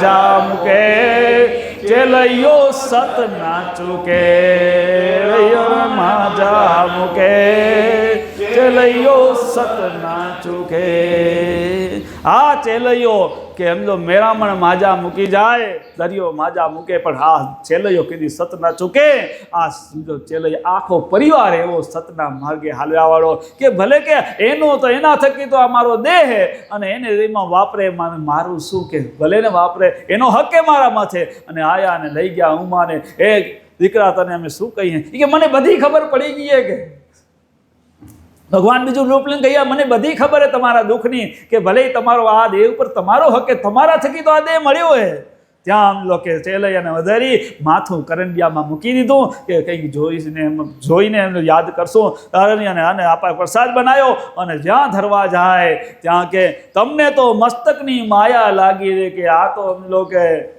ભોજન અમે ન કરીએ કે તો હવે શું કરવું તો કે આ તમે મસ્તકને એમ લોકો ખાંડો એનો પ્રસાદ બનાવો આંખમાં આંજણ આંજો અને એમ લોકો આંખમાંથી આંસુ આવું ના ખપે તોય જમું અને એ પછી એમ લોકો અને વિચાર્યું આ બીજો કોઈ ન હોય આવું બધું કરનાર હોય તો ભગવાન જ પછી એના દીકરાના મસ્તકને ખાંડ્યું અને ધરાયો પ્રસાદ વહી ભગવાને લીલા કરી કે તમારે તો વાંજિયા તમારો કોઈ સંતાન છે નહીં એકને એક દિવસ વધેરી લાગે અમે તો વાંજિયાનું જમતા નથી અમે વાંજિયા ન જમીએ ત્યારે ચંગાવતી કીધું આના નારાયણ સિવાય બીજો કોઈ નહીં હોય લીધી હાથમાં કટાર હે તમે જે હો તે પ્રભુ આ હું આંજિયાણી નથી મારે પેટમાં 5 મહિનાનો ગર્ભ હે બીજું બાળક છે કે આ જુઓ તમે જ્યાં કટારી હાકલવા ગયા ભગવાન પ્રગટ થઈ ગયા હાથ પકડી લીધો અને કીધું કે તમે સત્વાદી હો તમારી ટેકમાં અડગો માથા સાટે મોગી વસ્તુ સાંપડવી સેલ મહાપદ પામ્યા તે મરજીવા મૂકી મનનો મેલ આ કે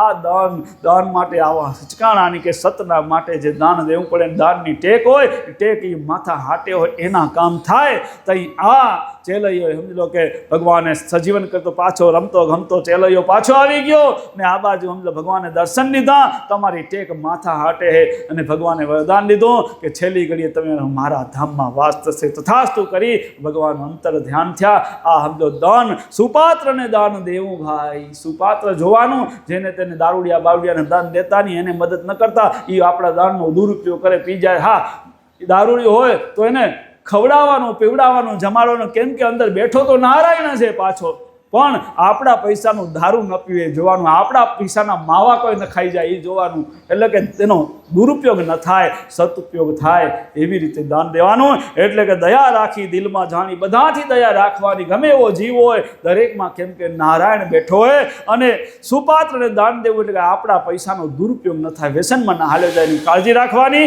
અને સમય પૂરો થઈ ગયો પ્રસાદી આવી ગઈ એટલે સમજી જવું પડે આપને તો વળી આવતીકાલે આજે 30 કળમાં પોતા આવતીકાલથી 31મીથી ચાલુ કરશું પરમાત્માને પ્રાર્થના કરીએ કે જે આ મહાપુરુષો પાકી ગયા અને પરમાત્મા સુધી પહોંચતા એ બધા મહાપુરુષોને પરમાત્માની આ સર્વગત ગંગા ઉપર આશીષ ઉતરે અને સર્વગત ગંગાના હૃદય નિર્મળ થાય અને સર્વનું મંગલ થાય સર્વનું કલ્યાણ થાય એવી પરમ કૃપાળુ પરમાત્માને પ્રાર્થના બોલો સદગુરુ દેવ કી જય નિષ્કલંકી નારાયણ ભગવાન કી જય आज के आनंद की जय।